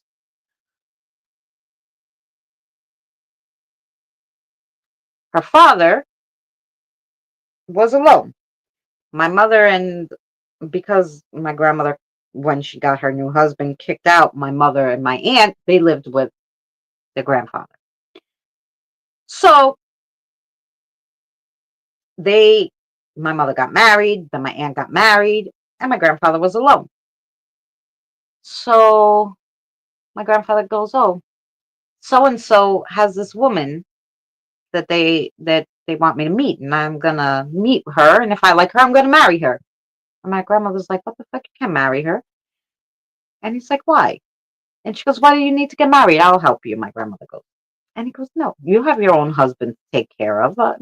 I want somebody to hang out with. I don't want to stay by myself, you know." And she's like, "No, no, I'll come and stay with you." He's like, "No, you got to stay with your husband." Like. She didn't want him to get remarried because she thought then the wife would be entitled to some money, right? He was perfectly healthy. She was so crazed about him going to meet this woman that she went to the cemetery to her mother's grave, and she was so furious and so filled with rage. And she got down, she went with my Uncle Gus. Now, my Uncle Gus was just standing there. He drove her because my grandmother didn't drive. She kneels down, get is holding the grave, crying, saying, "You have to do something, Ma. You can't let him marry this woman." And she's going on and on. And the rage, I think, and this is what I say about intentions. She was so upset, thinking this woman's going to get something. She said, and my uncle said, that as she's so upset and saying all this stuff, the whole ground shook, that they could feel it. The grave shook, that my grandmother actually backed up a little, like, what the fuck?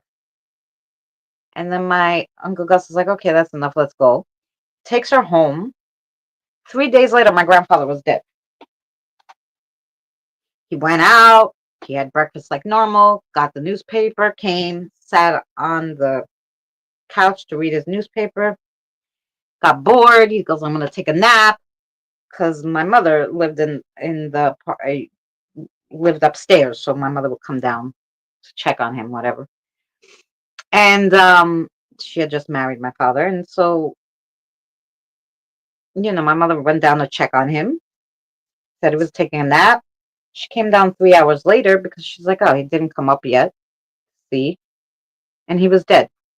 Yeah, I think her intention that the mother, then her mother, who was deceased, did something. I don't know. That's what I think. So I think she was a witch. My mother was a witch. And my sister was a witch. But my aunt, who can see, who used to talk to spirits all the time until they told her, "Stop, people think you're crazy." She's like, "But I'm talking to my friend." Her friend was um her father's brother, her uncle, who passed away when she was very little. But anyway. But she would talk to them like talking. And still now she'll talk to like her grandfather and whatever. She doesn't see them, but she'll hear them and whatever. So her and I are more alike in that way. She doesn't do crossovers or anything, and she gets annoyed at them. Like the kids will be playing, and she'll be like, "Will you stop running around?" Like she yells at them, and so they get sick of her fast. So they normally come over here. But she has like in her yard, she has gargoyles. But they came with the land. They didn't come with her. And she has a cupid that hangs out with her, like so an angel that's a cupid that hangs out with her. Followed her from Greece. So I don't know. you know. So she's a little more like me in a sense, with like hearing and seeing sometimes and all this. And her intuitions are really good with it. I don't know what her and I are. We're different. We're not witches. I don't know what we are. But yeah,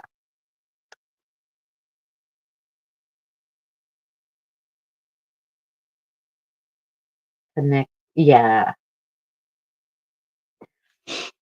Yep.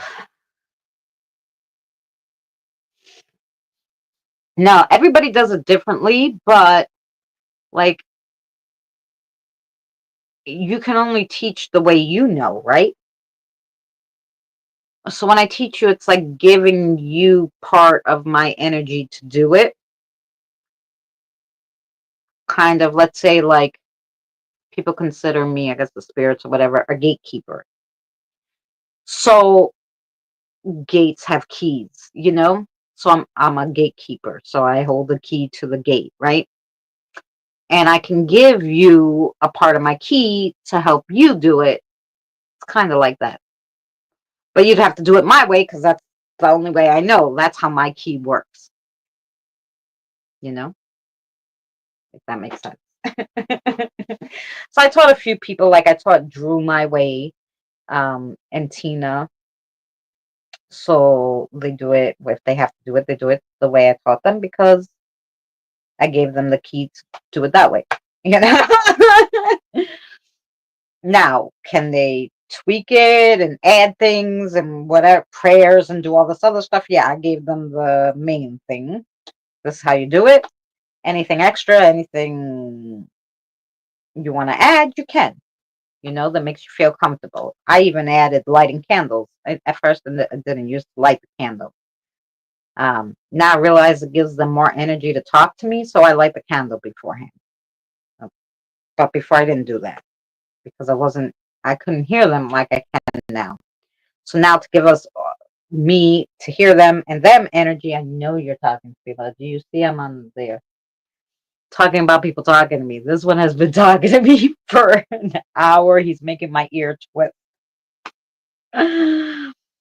And I don't understand because I'm not listening, you know? I don't know. I have to, and because I'm quite new at this, you know, I have to actually sit and go, okay, wait, let me take a pen and a paper. Okay, now talk slow and let me hear you and tell me what you want, you know. And then we go through it. But if I'm not there in my head, I can't hear it. It's just them. I know they're talking to me because my ear is turning. It turns inside out. Like if I'm not listening to them, they get so close to me, like they're yelling, and my ear twists. My eardrum twists in my ear. That's what it feels like it's doing, and I hate that. And I just want to be like, stop. You know, right before I started the live stream, actually, I told them, well, where'd you come from? Like outside, because I was sitting outside with my friend. And I said, well, we do a crossover tomorrow. Just wait. I have a live stream, have some coffee. I gave them coffee. I gave them dinner. Um, and I started the live stream thinking he would wait till after, but he's very persistent.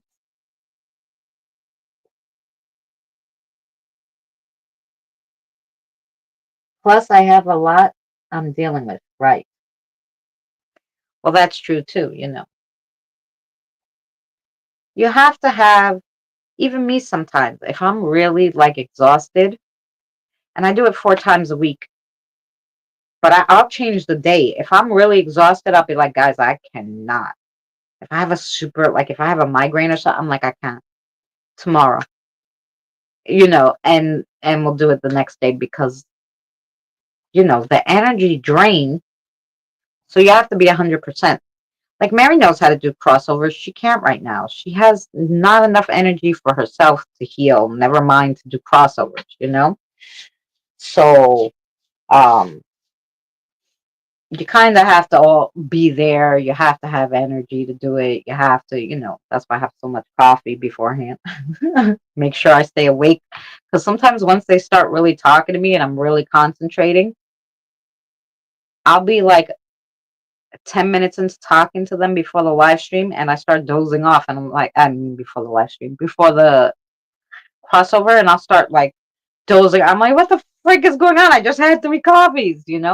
But I think it's because the drain is so much,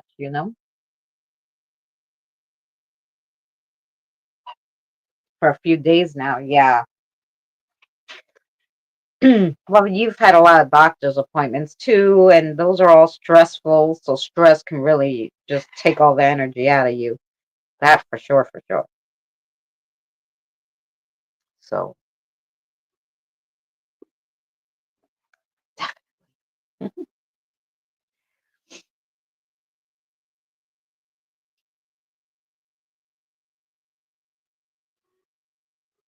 but yeah. So that's it. That's what I felt like talking today about these religious people who say they're religious and do crazy things that are not in the Bible, and then us poor spiritual people have to feel their wrath when we are doing nothing of the sort. You know, it has, and I have 2 more next week. Yeah, that's what it is. Going to the doctors and then having the stress because, like, stresses my daughter out too when she goes there. Since she's 14, she has a problem with her white blood cell count. Usually that could mean tons of things, right? Mostly cancer, leukemia, things like that. Her blood count is like triple of what any normal person should be if you're healthy, right? Um, so every time she goes and her white blood cells, they're elevated, they go, oh, you have an infection. She goes, no, they're always like that. They're like, it's impossible to always be like that if you don't have an infection. 5 million tests. And then they tried to tell her, and I don't even know if this could happen, but this is what they said finally, after, since she's 14, we've been trying to figure out why the hell her white blood count's up so high. They're like, you have chronic bronchitis. So you have bronchitis all the time. It never goes away. So because it never goes away and it's an infection, that's why I'm like, can you have bronchitis forever that it never goes away? I don't understand. I think it's just bullshit. I think they don't know what the fuck's wrong with her. Because nothing else. She has nothing else. She doesn't have leukemia. The 5 trillion things they tested for. They even said now, recently, they said they want to send her to, what do you call that place? For infectious diseases. So they're going to send her there to see if she's got anything that they don't know what it is. I don't know. But, yeah, so it's stressful because you don't know what you have. You have it all these years, and you have all these other problems. You don't know if it has to do with this problem that you've had, because she's always sick. She's always sickly. She always has something wrong. Um, and so you don't know, like, and you want to feel better because she's 25. She has a young kid. You don't want to always feel out of sorts, but they can't figure out what's wrong with her. So it's stressful to keep going to doctors for them to tell you craziness things like, oh, you have chronic bronchitis all the time, so that's why your white books. Is that possible? I don't know. Well, why can't we get rid of the bronchitis? What is going on? It's just like, the million things they told her, oh, you definitely have leukemia. They've done tons and tons of tests. They can't find no leukemia. Oh, you have an iron deficiency. What the heck does the iron have to do with the white blood cell? Well, they give her iron pills. Okay, her iron's good now. Had nothing, didn't affect her white blood cell count that one bit. So it's like, okay, what's going on?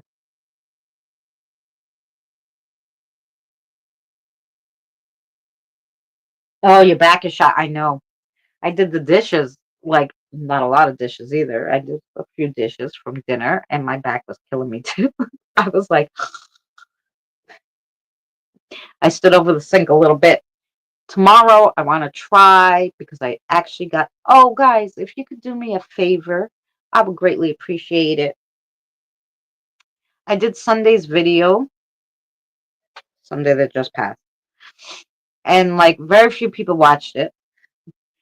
It's very good. It's actually, I'm doing a series on Sunday called Paranormal Experiences. So it's actual people, most of the ones that we know, paranormal experience. Last week was Michigander Rob's and Donna Cantor's stories. If you guys could give it a watch, they're not long. If you get rid of the opener and the closer, they're probably like 5 minutes. Two really good stories. This week will be one of Danny's stories, and uh, uh,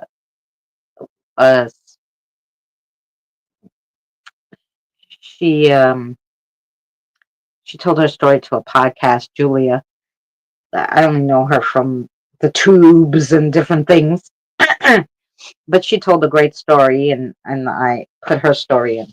So they'll be really good. Those are every Sunday. If you have a story you'd like to tell, we did Scott and Evie's story and Boomers and um, yeah, we did a lot of different Sheila's. We did a lot of different subscriber stories. If you haven't seen them, they're really good. I know a lot of people like the live streams and sometimes don't watch the videos, but the Sundays are really good and kind of take a lot of time to do them. If you'd be so kind as to give them a watch, I'd appreciate it, and I think you'd like them. If you like me yapping about this, you'd like my stories. Well, they're their stories. I just tell them really well. So yeah, and they're really interesting. Like surprising about how many people have these paranormal experiences, especially when they're young and they don't really realize, and then all of a sudden years later, they're like, I'll never forget this happened to me when I was 7. And I didn't understand it then. Now I understand it. But, when you're 7, you don't understand it. I even have a great one about those I got from a YouTube channel. Like I was watching something and these people in the chat started telling their stories. And I'm like, ooh, started. I screenshot their stories that they tell in the chats, and then I tell their stories. They told stories. The the thing we were watching were about like time slips and stuff, and so they were telling their stories about the, the different people who had different time experiences. So I did one of those too. I think that was number 6 or something. Really interesting. Like you're like, oh my gosh, like that really does. I mean, I say in my mind, "Ooh, I would love to see it, like, for myself, like, the '50s or something." But then I'm like, "Fuck, what if I don't get back?" Like, I don't know. You know? I'll check it. Yeah, it's good. Um, like I said, Sunday that just passed, like, the other Sundays got pretty good reviews, but this Sunday, not so much. So I'm like, are they bored of the stories already? But they're all different. They're really good. I think they're really good. So it was, yeah, Donna Cantor's and Michigan Demands, and then um next week we'll have Danny and Julia, and then I don't know what I'll do for this Sunday coming is Danny and Julia. Then next week I don't know. If you have a paranormal story, please let me know in Messenger. Like write down if you ever seen my Sundays, you know I mean, I think Evie gave me 3 little lines on a comment on one of my videos. Like, this happened to me. And I took her 3 lines. I asked her 2 more questions about it. She told me, and then I made a whole story. And they're usually like 3 to 4 minutes each story. So it doesn't have to be a long experience. Like, it could be short. um, yeah, so you can let me know on Messenger, and then your story will be featured on the next Sunday I do. So yeah, so that they're really good, and I enjoy doing them. And I think because it's like actual people that like we know or we come across or that are in different people's chats. Like Donna Cantor is always in Eddie and Jen's chat, and that's where she told her story. And I'm like, hey, can I tell your story? And she's like, sure. So we did. We told her story. Um, yeah. So if you and her story was really good. So things like that, and it's like people you know. So it's good. Hi, Kim. How are you? How you feeling?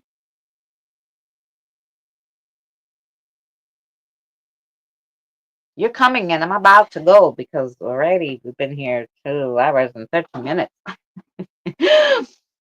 So I didn't want to stay that long today because, yeah, I'm gonna make like cookies or muffins or something because yesterday,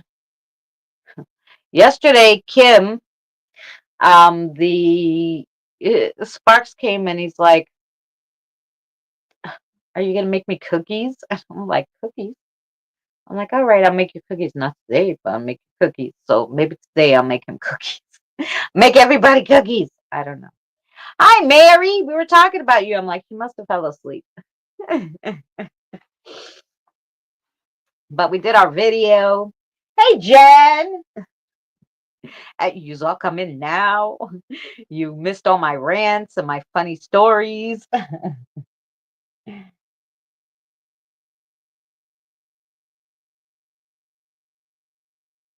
I've not been good today. No sleep, stressing. Oh, I'm sorry. Stress is worse. But it's almost better to sleep than stress. That's okay. The video will go up, of course, uh, right after this. Just the video will go up. But we just talked about like radical religious people or spiritual is spiritual reasonable.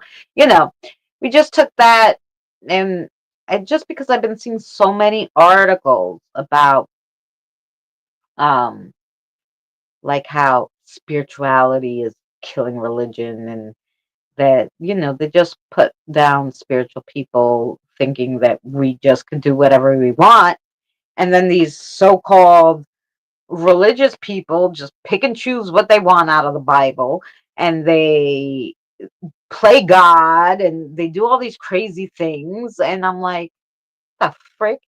Kelly said it best, they're a bunch of hypocrites. So we were just talking about that. I ranted a little. I told some stories. Yeah.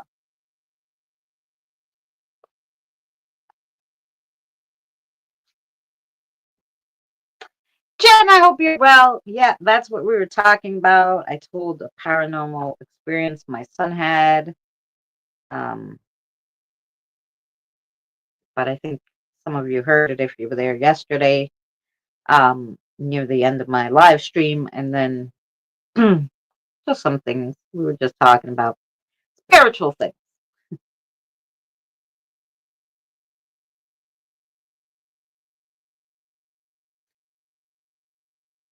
No, like he saw that um he saw you were there at the end yesterday where I told you my son was coming home from school, and he saw who he thought was my sister waving from her patio, from inside her patio doors. So he waved to her.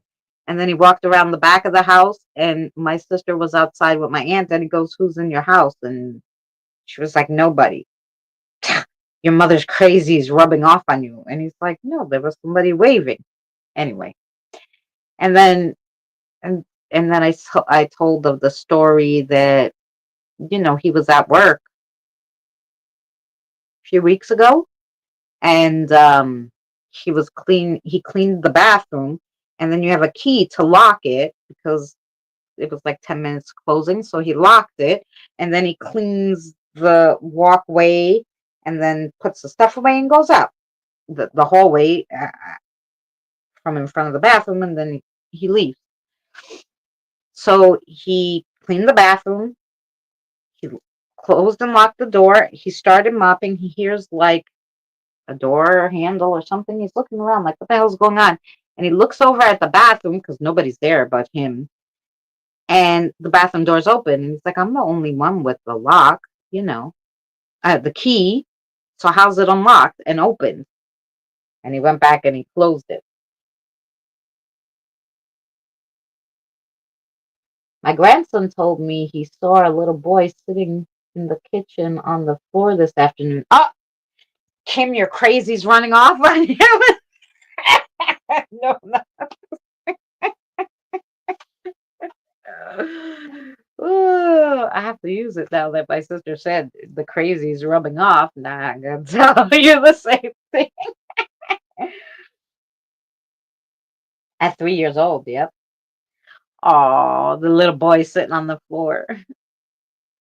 At least your grandkids don't get scared. It's good. Well, my son doesn't get scared either because now he knows what it is. But before he thought he was going crazy. Now he understands. Just part of life. You live, die, and sometimes you hang out here and sometimes you don't. That's what happens.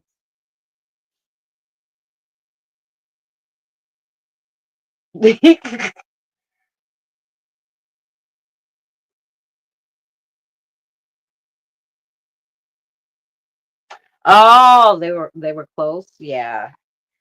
Well, that was how my aunt started. My aunt, her grandfather's brother, so her uncle, passed away of cancer when she was really young, a baby, something like that. Um, or just before she was born, and she would talk to him, and they thought she was crazy. Her grandmother was like, "Stop talking," and she's like, "But the guy," and she's like, "There's nobody there. Stop it.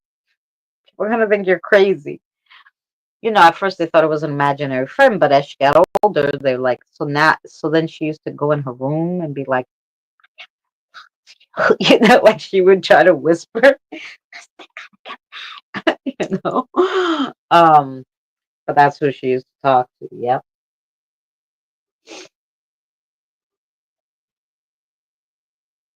Good night, Scott. Have a good one. Go rest, de-stress, get some energy back.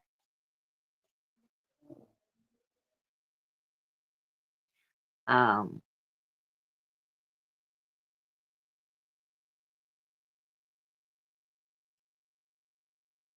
Ooh, I'm gonna grab a cigarette. talking about talking about yawning. I was saying how when I deal with the spirits, well, the problem is I've had somebody. Oh, maybe Mary. Mary, I'll leave the camera on while I get a cigarette. Why don't you talk to Mary? Mary could talk to you. Mary, this one been talking in my ear all night, driving my ear crazy. Maybe you. I already told them we're doing a crossover tomorrow. Just hang out.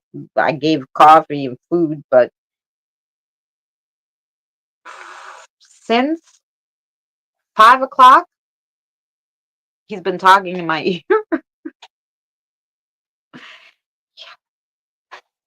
So I'll let you see. Maybe you can see it, and maybe he'll tell you what he wants. If he's not here if he can't wait till tomorrow, or at least until I get off live stream.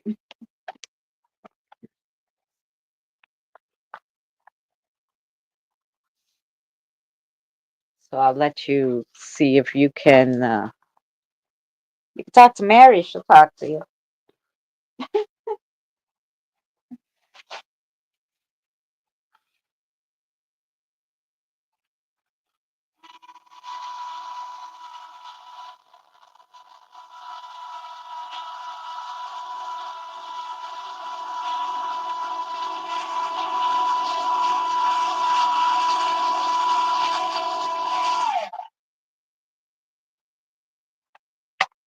Okay. When I was a child, because I could see spirits, I made the mistake of telling my parents. In turn, they told the whole church we went to at the time, and they tried to exorcise the demons from me, anoint me with oil, etc. Uh-huh. Sure, that worked out well. Well, thank God they didn't do to you like they did to that girl. That whole church killed the girl. They didn't feed her because they didn't try to exorcise the demons. She was sick. She had, I don't know what the hell she had, asthma, leukemia. She had something, and she had to take medicine for it. And that group doesn't believe in taking medicine, right? So they believed that they could pray over you and you'd be fine. Hey, boomer! And you'd be just fine. You didn't have to go to doctors. This girl started getting sicker and sicker and sicker, and out of all the whole damn town, they would just pray over her. She couldn't eat or anything, and she died. Never bringing her once to the doctor. Um, and they did a trial. They arrested all those shitters. I think half the town went to jail. Her parents, really, and then all the ones that were praying over her and telling her, didn't take her to the hospital or call a doctor. Put all of them in jail.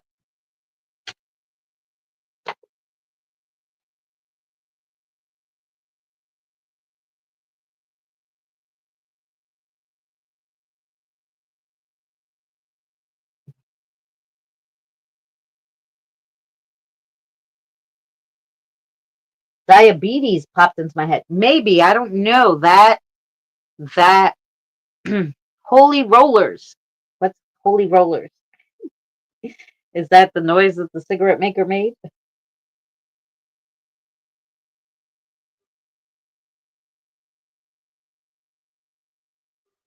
Yeah, they were old time Baptists. Yes.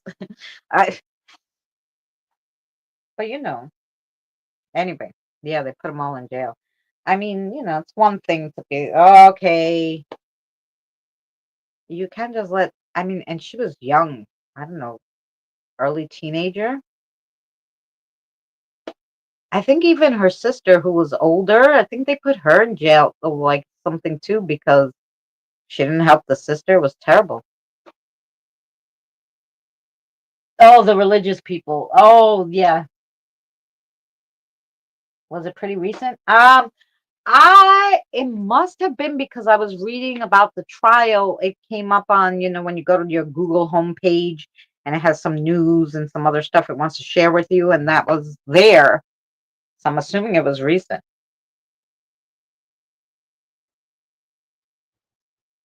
So you could probably Google it. Half the town that let the kid die because they didn't take her to the doctor and they prayed over her. I don't know what you Google, but it will tell you. It will tell you. Yeah, so lucky they didn't do something crazy like that to you, Jane. I was 7 years old at the time, yeah. Well, they tried to do something like that to my ex-boyfriend. My ex-boyfriend could see auras since he was born. So every time he would draw as a young kid, he would draw what looked like fire around everybody.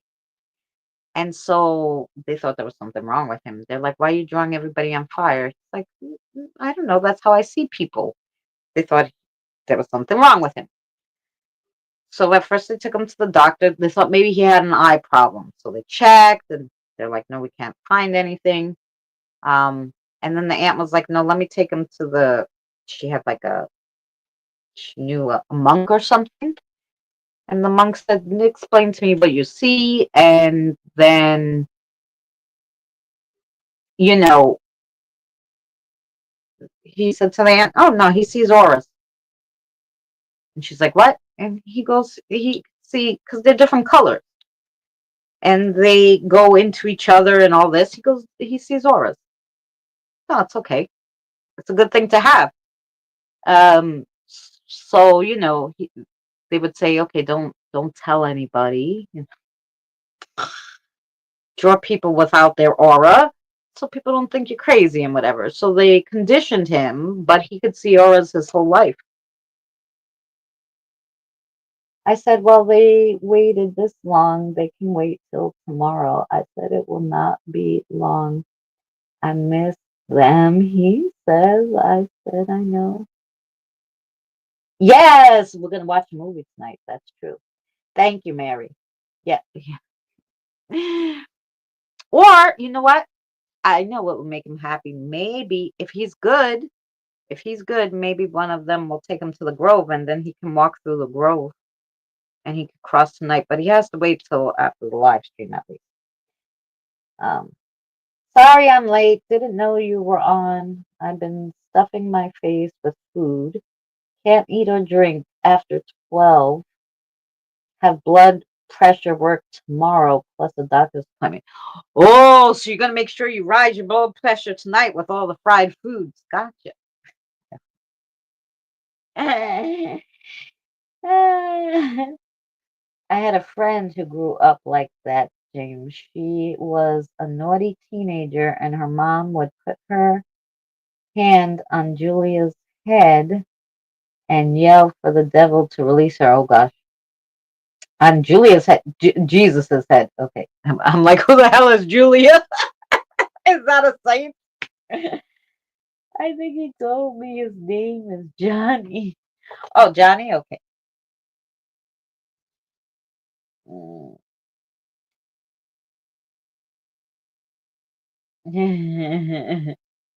How you doing, Boomer? Are you feeling better? You gonna have a live stream tomorrow, Boomer?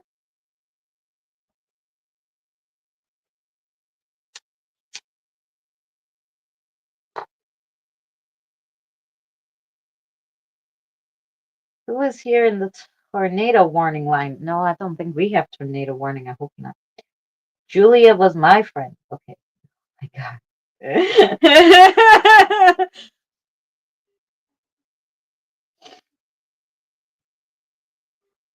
I'm being kept in spiritual bubble wrap because I don't rest.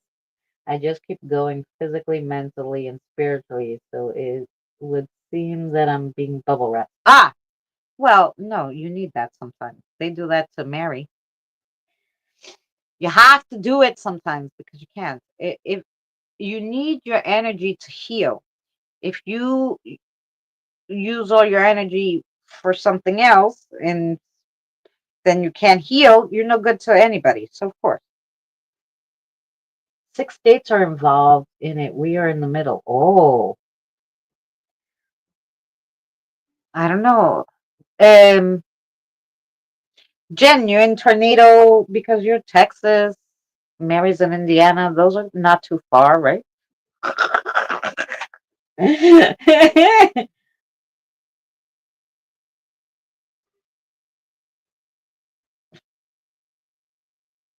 Grandfather in the Grove has done that for me. Yeah. Well, that's what I'm saying. Maybe I could just have someone bring him there. If he's good, he can cross through there, no problem. I'm sure they know. 3 states over or four. Oh, yes. So they might be in that line. If it's 6 states,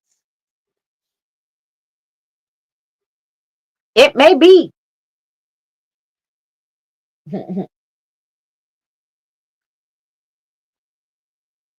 Velocity. Oh, um, I put on this show yesterday for the kiddos. Not here. Storms come here and split and go around us. It's like, no, we don't feel like going to Texas. I don't like those people.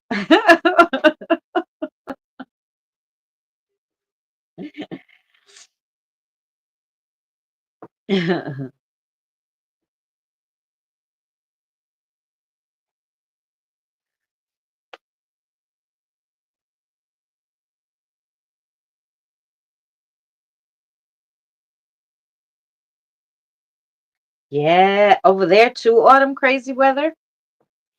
Well, like I figure, it's kind of spring for Canada, but like I was talking to Danny and I said, "Oh, how's the weather over there?" He goes, "Oh, it snowed." What the fuck you mean it's still snowing? It's damn April. He's like, "Oh yeah." I was like, "Oh no." Hell to the no. Mm-mm.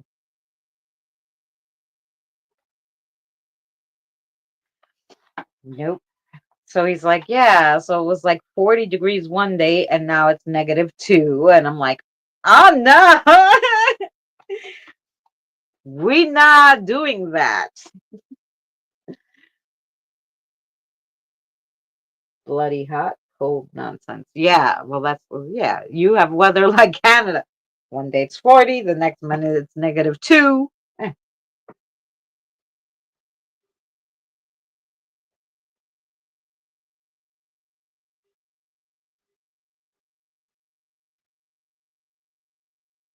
yeah. Mother Nature. There's this grandmother, and they always play her little clips on Facebook. I don't think she's on YouTube.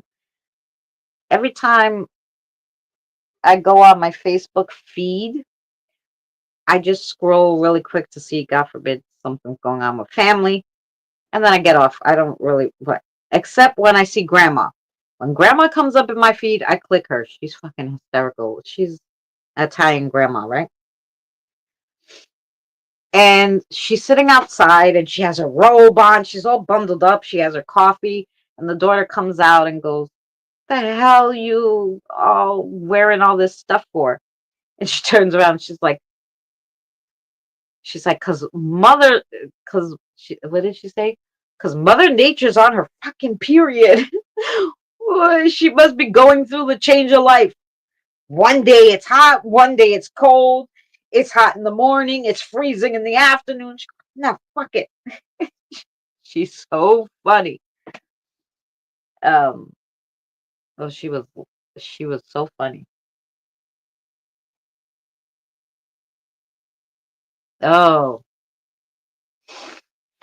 I don't know what that grandma's name is. I'm gonna have to send I don't know if I could share it. I don't think I could share it from Facebook to my community page. If I can, I'll share it.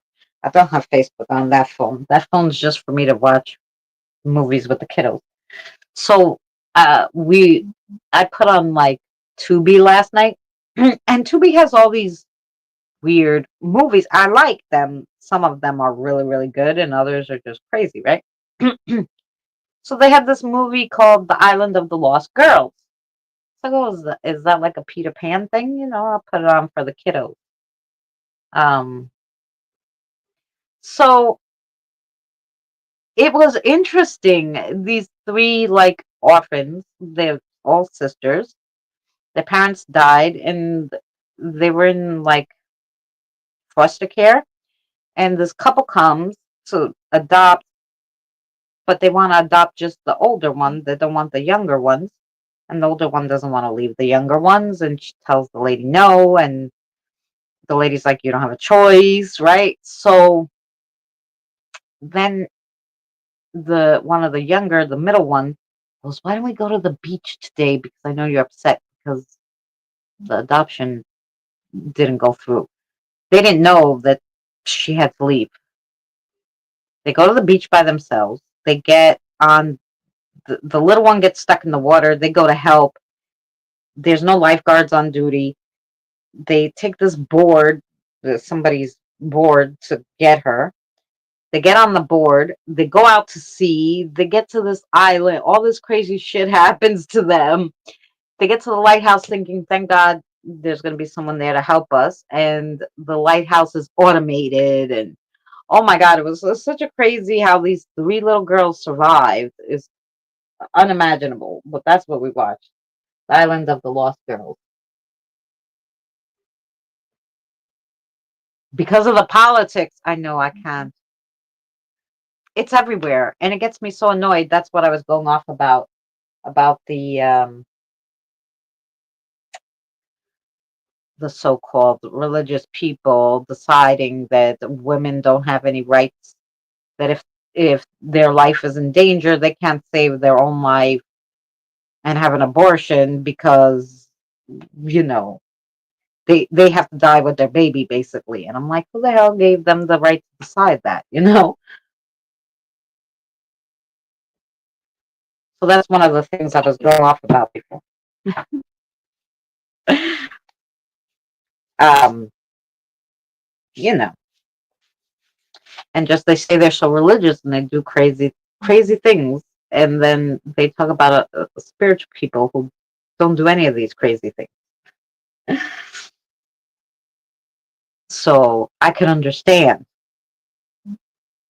But I watch all the political shows that actually tell you something good, and I go there and I support them. I support them. Um,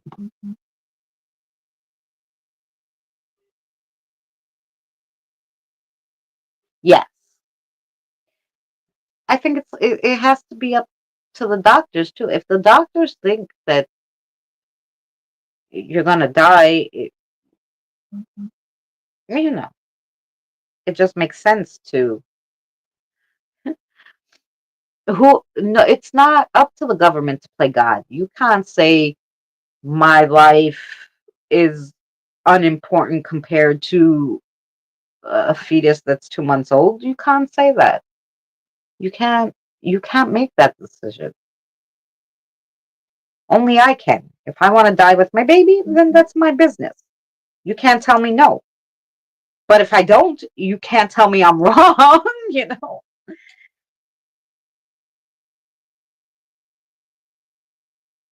Now it's off. Now Windows open. Oh yeah.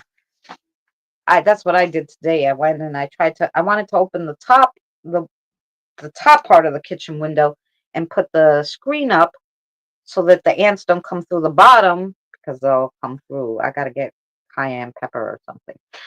But the top kitchen window doesn't open.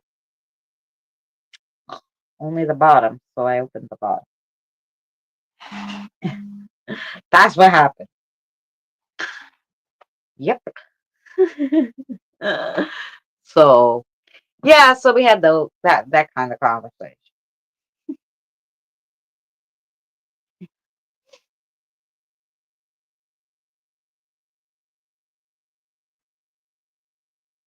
And I think the same thing too. I don't think some of these things, and I think that it's not only that. I think they don't. The problem is that we're starting to go back to like the 50s and 60s, and with women's rights, and we really have to start standing up for ourselves because they're gonna put us right back, you know, when we couldn't even open a credit card if we weren't married. Our husband or our father or our brother had to do it. We couldn't have our own credit card. We couldn't own our own home. We couldn't do none of that. We had to have a man. We can't go back to those days now, guys. We gotta make sure our rights are protected. So, hmm,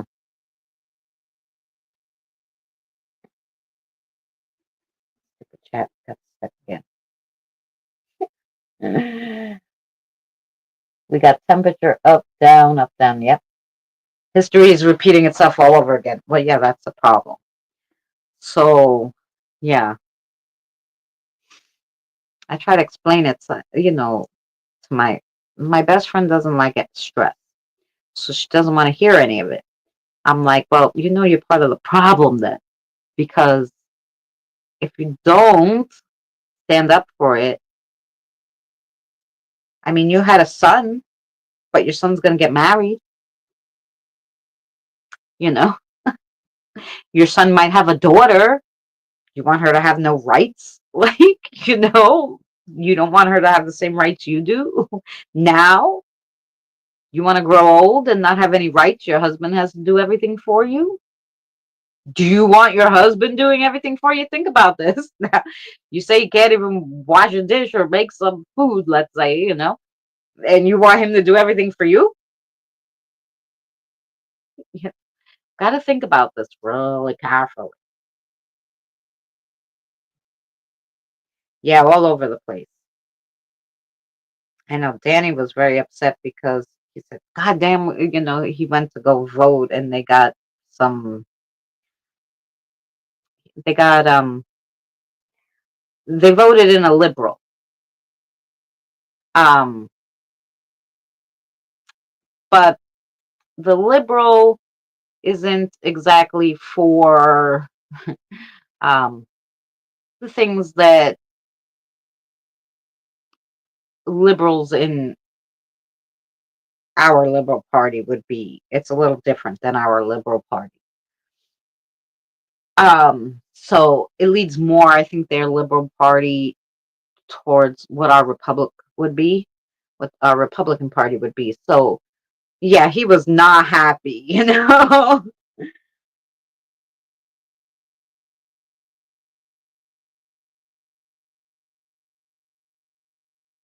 Take marriage away from mixed couples. They could do that too. Yeah, I mean, well, this is what I'm saying. Just we're gonna deport Americans. We're gonna say you're not really married because we don't like the fact that you got married. We're gonna, they don't want women to vote.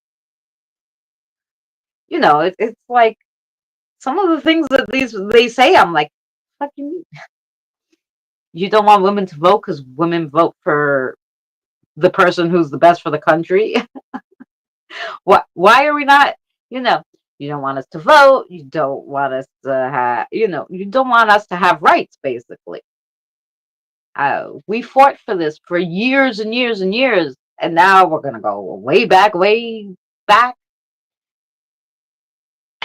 Even I think the president was talking the other day. Well, we should bring this law back. That law that he was talking about was from 1860. If nothing has changed in the world since 1860, we really got problems. You can't bring back laws that were from 1860 because they don't apply to what's going on now.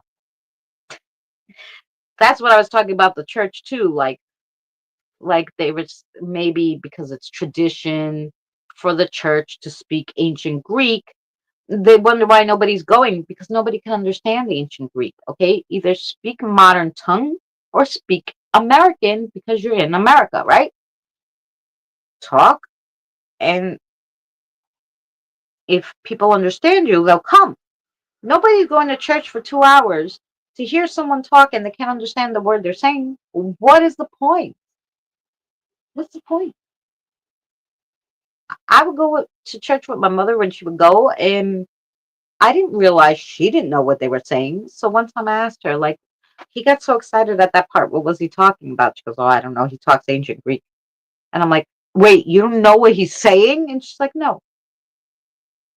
I'm like, well, then how do you know anything about religion? She's like, oh, because, when I was younger, I went, I don't know what you're saying, to Sunday school. My mother taught me, whatever the fuck. And I'm like, so someone else taught you what they thought it meant? How do you know they knew what the priest was saying? You know what I'm like? The whole thing seemed odd to me. And then they wonder why nobody's going to church. Well, don't understand what you're saying. So the priest yelling and screaming about the people not going to church except on Easter, it's all because, well, they're third generation now. So their kids barely speak Greek. Who's going to sit 2 hours in the church and nobody's understanding what the priest is saying? It's dumb.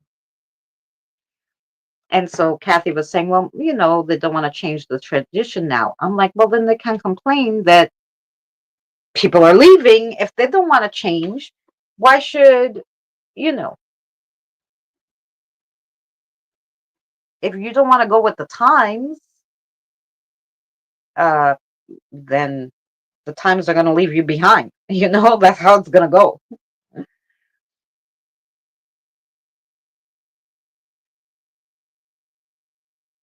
I know, Jen, he's doing crazy shit. We really got to pay attention.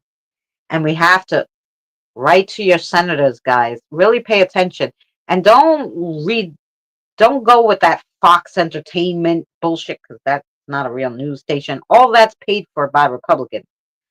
So don't watch the news. Go and watch like media on YouTube. At least to tell you the truth. Um, there's Midas Touch. He's really good. There's Hal Sparks. There's 21st Century Suffragettes. There's Sons of Liberty, where they have all people on. They have sometimes they have like Sons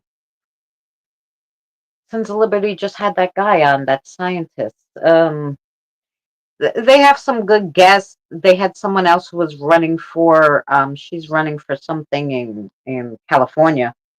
But yeah, they it's the real news that the media doesn't tell you, because they don't want you to know, because they want you to be complacent. So get real news, do real research yourself. Um, don't listen to Fox Entertainment, and and you'll see that more and more of your favorite newscasters are leaving media because they don't want to tell you this crapola. That guy who left CNN, he was like, no, enough of this bullshit, because it's lies, you know. And the reason why you had media was so they could tell you what was going on and the truth, but they don't anymore. So, um,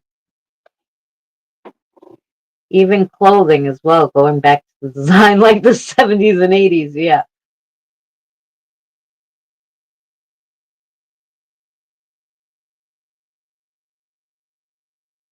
Well, that's true, Mary.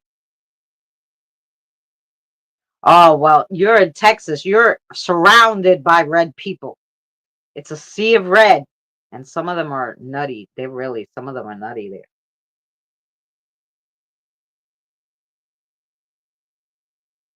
Yes, but your son's on the wrong party. Your son watches a lot of the stuff, but doesn't he like? My son watches the regular mainstream media, and he doesn't see anything wrong with any of this. I go, you're watching the wrong shit. I hate to tell you. But then I also go, well, he's a boy. He's a male. Your son's a male. Nothing's happening to them right now yet. Wait for it. It will, because, you know, um, it's inevitable. But once it starts affecting them, then they're gonna start. Right now, they're really affecting women.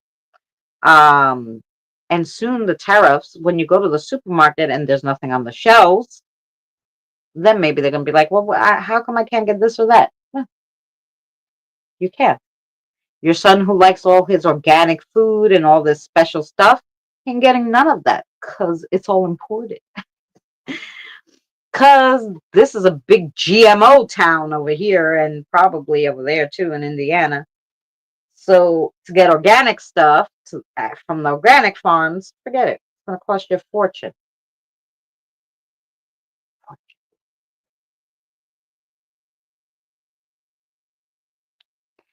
So I thought I saw something move over there. Sorry.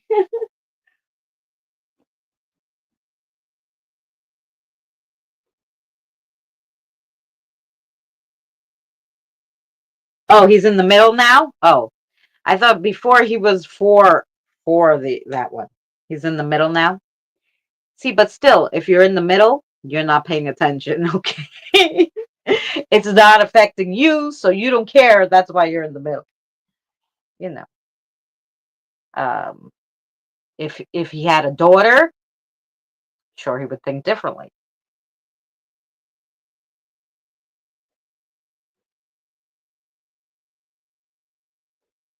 He's in the middle mostly, yeah. um, yeah, because that's what it is. There is no middle ground now. It's either you're left or you're right. Can't be in the middle because there's no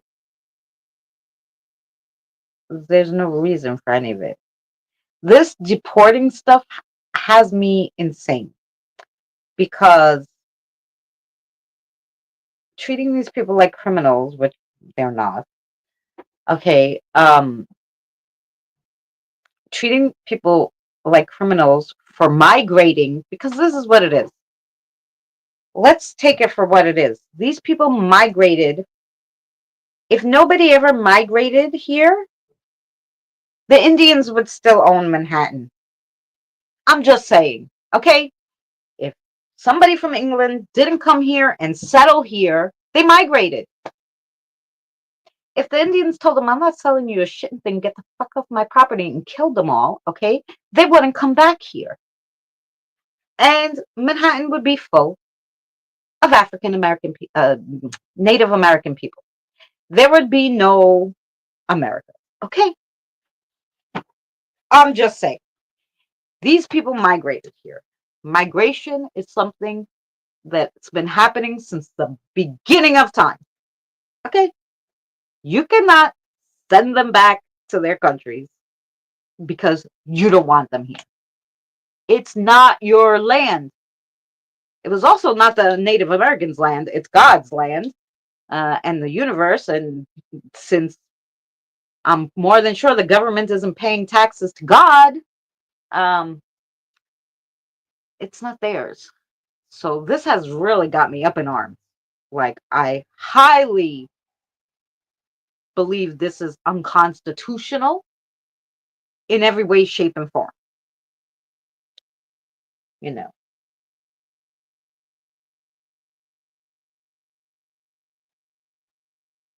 they just gave, yeah, right? Um, yeah, they, I don't, I don't understand the whole thing.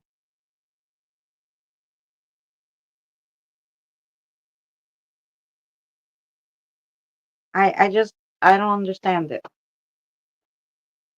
I don't understand what makes them think they have the right to do any of this. You know, anywho.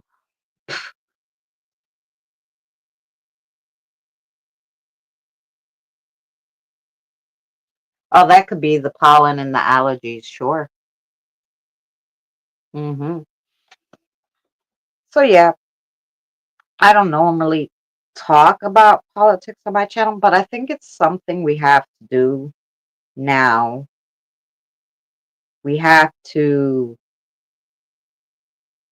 be vigilant. That's all I'm saying. We have to be vigilant and we have to make sure our rights are protected. That's it. No matter who's in, and this doesn't have anything to do with who's sitting in the presidency. It doesn't matter. Even if Kamala was sitting there and she was trying to take away our rights, we cannot allow it. They don't have the right to go against the Constitution. They don't have the right. And I don't care who's sitting there. I'm not letting anybody take away my rights. Democrats, Republicans, socialists, liberal, I don't care who you are. You can't take away my rights. And we won't stand for it.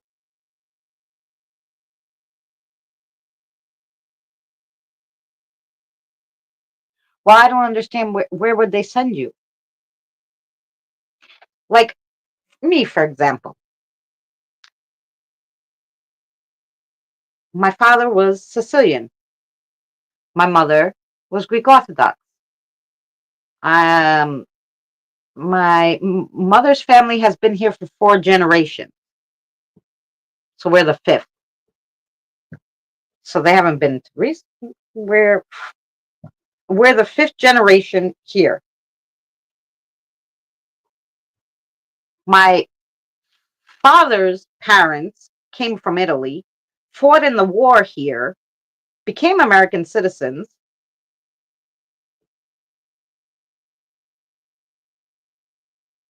Then what was third generation. What are you going to do? Cut me in half, send half of me to Greece and half of me to Italy? Where am I going? Where the fuck am I going? And the my mother's great great grandparents came here. When they came here, they were begging people, like I said, to migrate and to settle here in Astoria because it was like empty. They were begging people to come here because they wanted their fucking taxes. They were begging people to come here. They begged them to come here. They've paid taxes for since the 20s. Where are you putting me?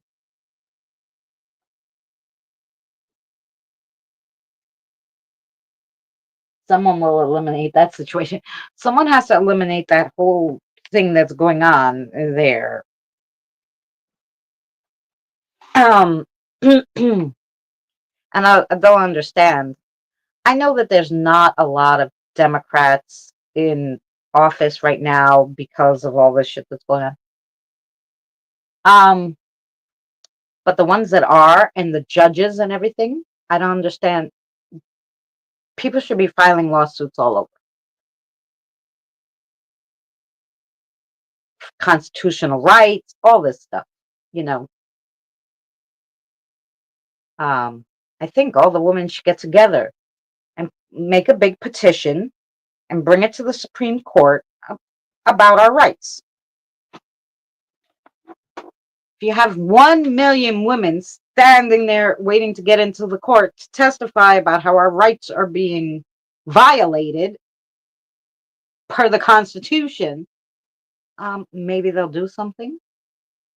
We need a lawyer to take this on, and we need like 1 million women to come and stand with us. That's what we need.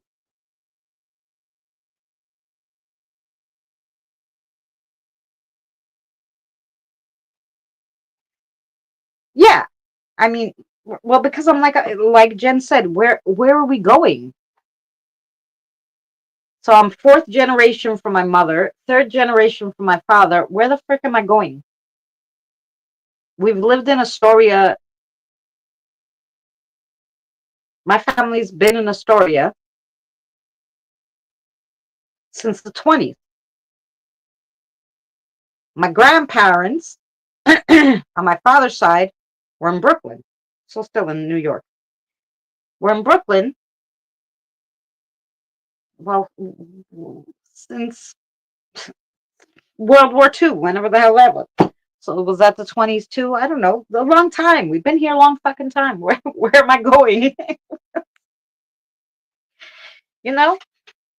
Where am I going? My son is fifth generation now. On his father's side, sixth generation. Where's he going? They're going to send him to Ireland, Germany. My son is Irish, German, Greek, and Italian. Where are you sending him? Where are you sending the sixth generation people?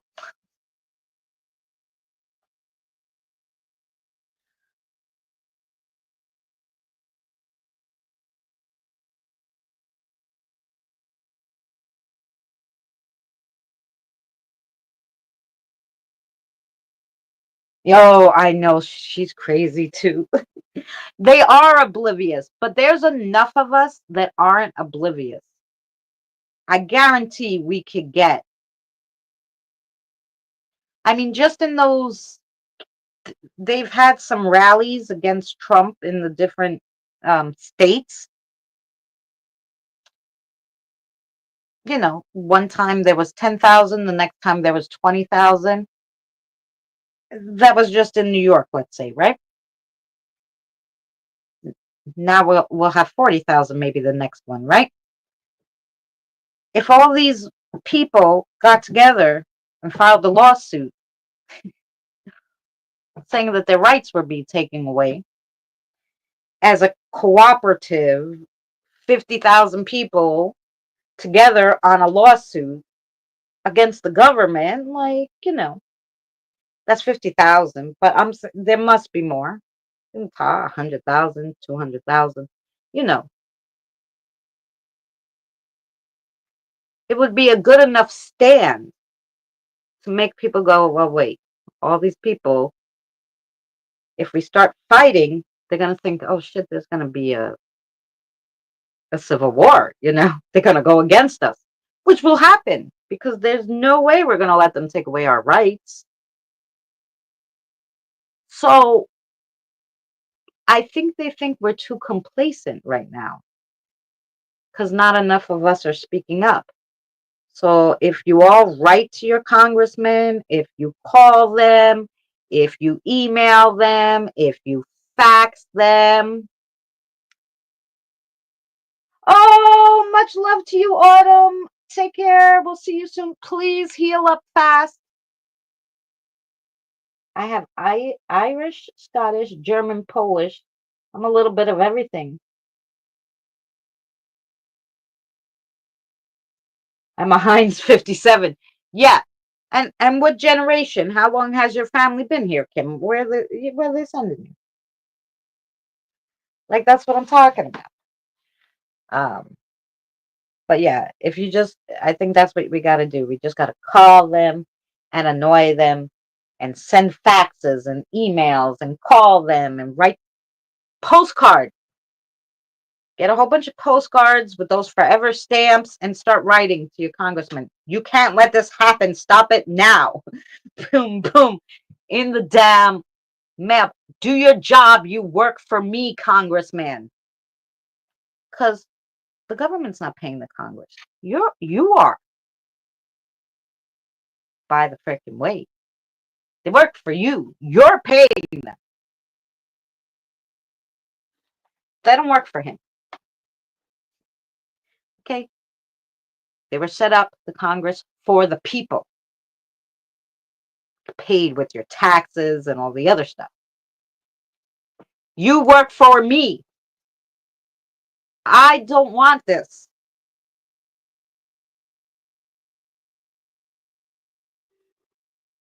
Since the 1600s, they've been here. Yeah, so that's what I'm saying. Where are they going to send you? Well, my first family member arrived in the 1600s. I don't know where they arrived from.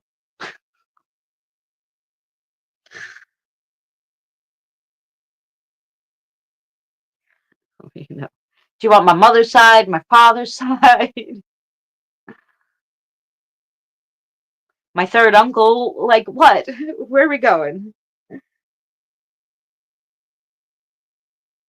You know. And then do you get to choose? Like, okay, we're gonna deport you, but my family's been here since the 20s. I was born and raised here. My mother was born and raised here. My father was born and raised here. My grandparents were not born here, most of them, but raised here. Well, my mother's side was, but my father's came with the war. So they stuck it out through the Great Depression. Okay. So do I get to pick where I want to go? Like, can I be like, hey, I want to go to Canada? I think my family's Canadian. Do I get to pick? Because obviously they don't know. Obviously they don't know because I was born and raised here. So they don't know. I could say I'm Canadian. Well, my grandmother on my, father's side, husband who she married was Canadian. I want to go there. Like, can we pick? What are we doing?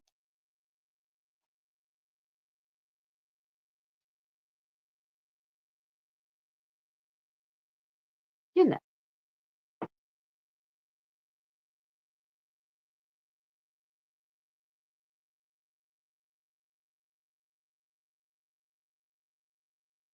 Oh yeah. Well, if we're talking past lives, yeah, I don't think they're going on that. Well, I've been here since, 1401. I was actually here, I have French Canadian also. Yeah, but that's what I'm saying. Do they let you pick where you're going? Because if they let me pick, then okay. Then I'll be like, Danny, I'm coming. I'm going to Canada to hang out with some liberals. I don't know nothing about our family history. I know. Yeah, I don't know either. I just know my father's parents been here since the war. They fought in the war. They went through the Great Depression. My father's father was um, in the army, and my grandmother was a seamstress in the army. Here, they came from Italy, and they fought in the wars here. And then because they fought in the war, but I'm sure they got their citizenship. And then my aunts and my uncles, their kids were born here. Then their kids were born here. It's like, hello.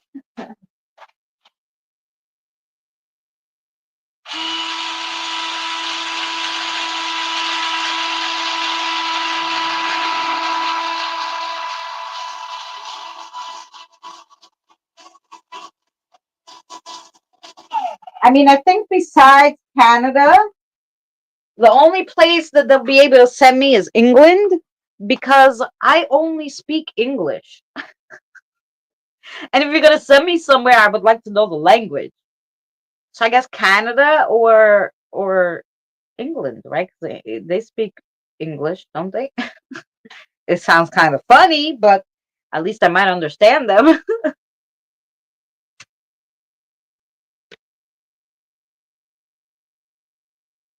If he tries to do that, there won't be anybody left. Well, yeah, because you know what people will start doing, Kim? They're like, fuck this shit, and they're gonna start migrating, which means on our own accord, we're gonna go other places, and then we're gonna give them our money. So they're thinking about this a little wrong. Because if everybody says, fuck this, fuck you, we're going to go somewhere else, and everybody starts migrating, Australia, Europe, they go to Europe, if everybody starts migrating, who's going to pay their taxes? You're not going to have anybody to pay your school tax, that you tax everybody, the regular taxes, the food, the taxes on the stuff they buy here because they're not buying anything here. They're living in France, Canada, Italy, Greece, wherever the hell they migrate to, Australia.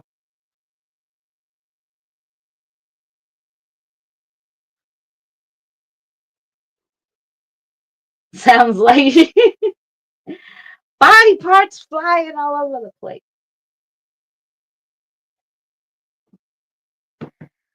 Yeah. So anyway, see, I was supposed to. I said when Kim came in, how long ago was that? Like 40 minutes ago. I was like, oh, I'm leaving. I wanted to make this a short one, and now we got on it again. I got on my rants and raving again, okay? Anywho,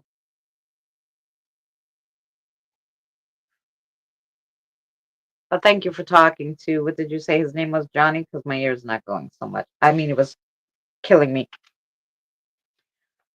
because my ear was twisting. I,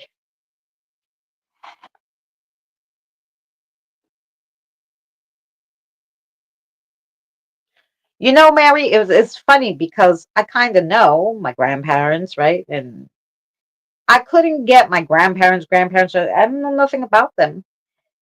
And I think it's because they weren't here. They were in Italy. um, so I could go back to my grandparents. But see, that's another thing. When they came here from Greece or Turkey, they're Greek. But the place where they lived in Greece at the time, Turkey took it over. So then it became Turkey, and they segregated all the Greeks to this one little section, and they hated them. So they were like, no, fuck this. And they left there and they came here. And when they came, all of them together, it was my great grandfather, my great grandmother, his sister, her brother, like a whole shitload of them came. They they didn't ask you for anything when you came here, okay? They were like, "How old are you?" And of course, the women, they would lie. So my great grandfather's sister said, "Oh, she said she was 25, but she was really 30 or something. Or she said she was 20 and she was really 25." So my aunt saw her one time getting off the train station and she goes, "What are you doing out so late?" And she goes, "No, I'm coming from work." She goes, "You're still working?" And my and she goes, "My fucking dumb ass, when we came over on the boat, I put that I was 20 instead of 25 because she wanted to be younger, right?" She goes, "And now I had to work an extra 5 fucking years, so she had to work until she was 70, because then she would be 65, really, according to the government, so that she could get a fucking pension." So they didn't ask you nothing. They didn't care. They all came here. They said whatever the fuck they wanted. Like my grandparents, when they were there in the Greece and then whatever it became Turkey, they owned a store and they called the store the Americanos. American. The Americanos. Because they sold all like American stuff that you really couldn't get in Greece, they would have it imported. And so you could get all stuff that you couldn't get anywhere. So they called them the Americanos. Well, let's go to the Americanos store. When they came, instead of saying their last name as whatever the frick their last names were, they told the guy, "Oh, John and Mary Americanos." Okay, I don't even know what their real last name is. Nobody does. That's their name, Americano. I don't know what their last name was. So look for it.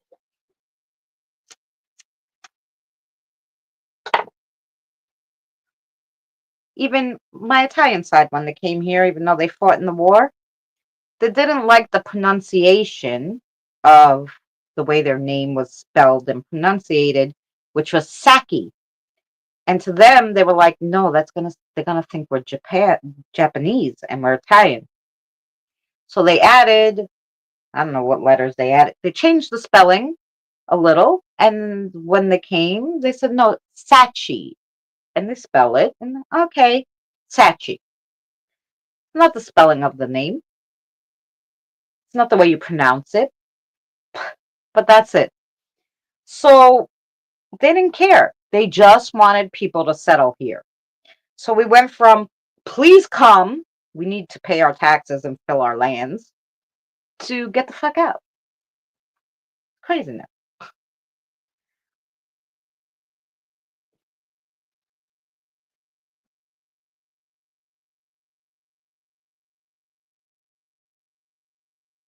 Well, they wanted to live the good life, the free. We are supposed to be the land of the free, so we need to stop their shit.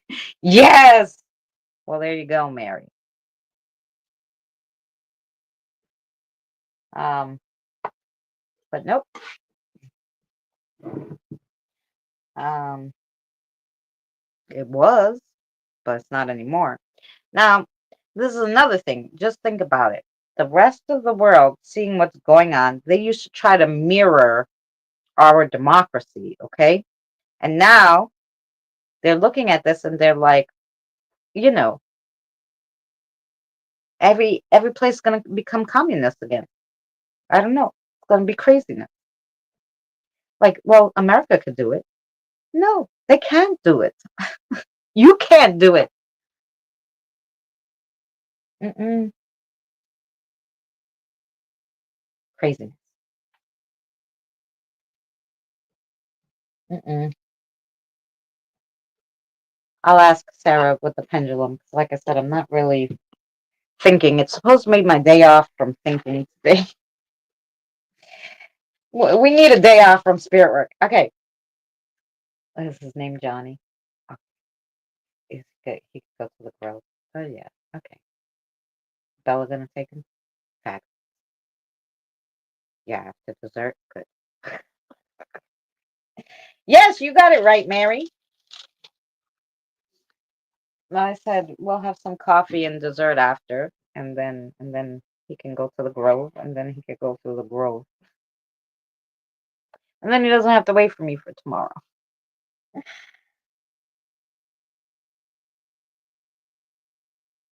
You know,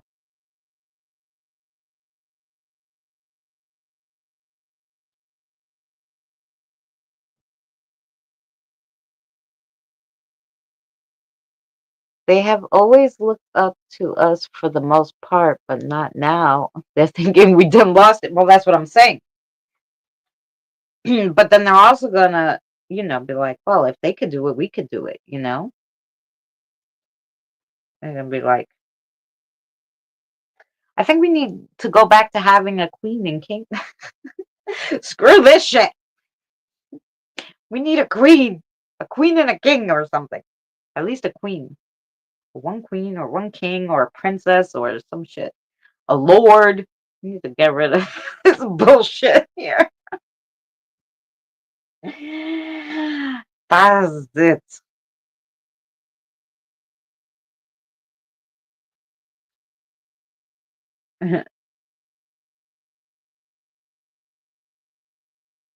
Damn chat stopped.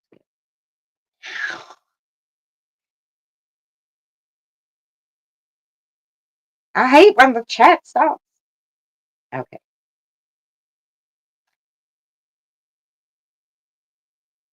Oh, okay. That's what you said. Okay. Okie dokie. All right. Anyway, yeah, I'm gonna get the hell off of here now. We've been here almost 3 hours and a half. I'm gonna go. I'm gonna make some dessert. We're gonna eat. We're gonna have some coffee. I'm gonna find a cool movie. I'll probably play some June's Journey.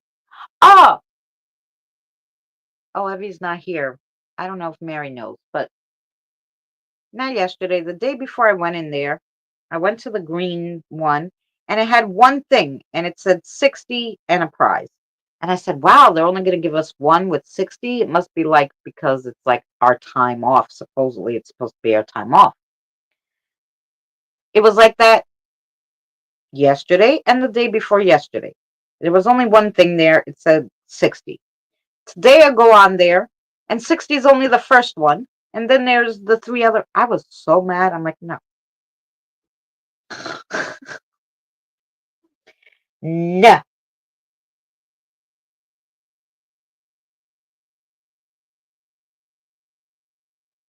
Well, look at the queen over there, Queen Elizabeth, how long she was, and everybody loved her. It's like anything else, Mary. You have to have a good one. In June's Journey. Good night, Kim. Feel better. Yeah, no. In the green badge one, Mary. Anyway, I was mad. Um, but like anything else, you have to have a good one. If you have a good one, she wasn't going nowhere. She was good, and everybody loved her. You know, but you could get a bad one, just like you could get a bad. a bad president, then you're screwed. So it's a catch-22, I guess. Anyway, all right, I'm leaving you.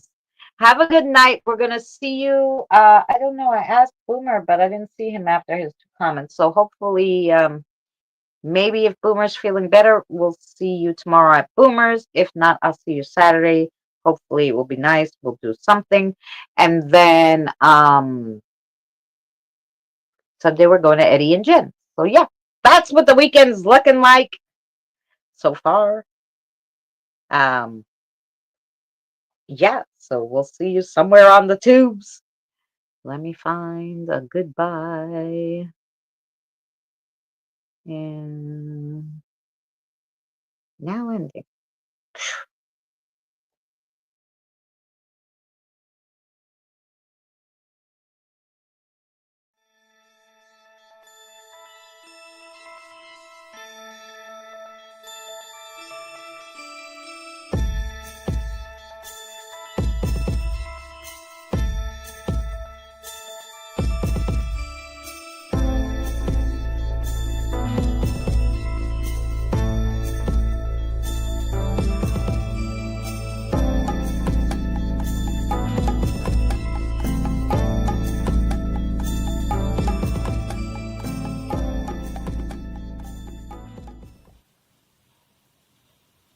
You're still here? It's over. Go home.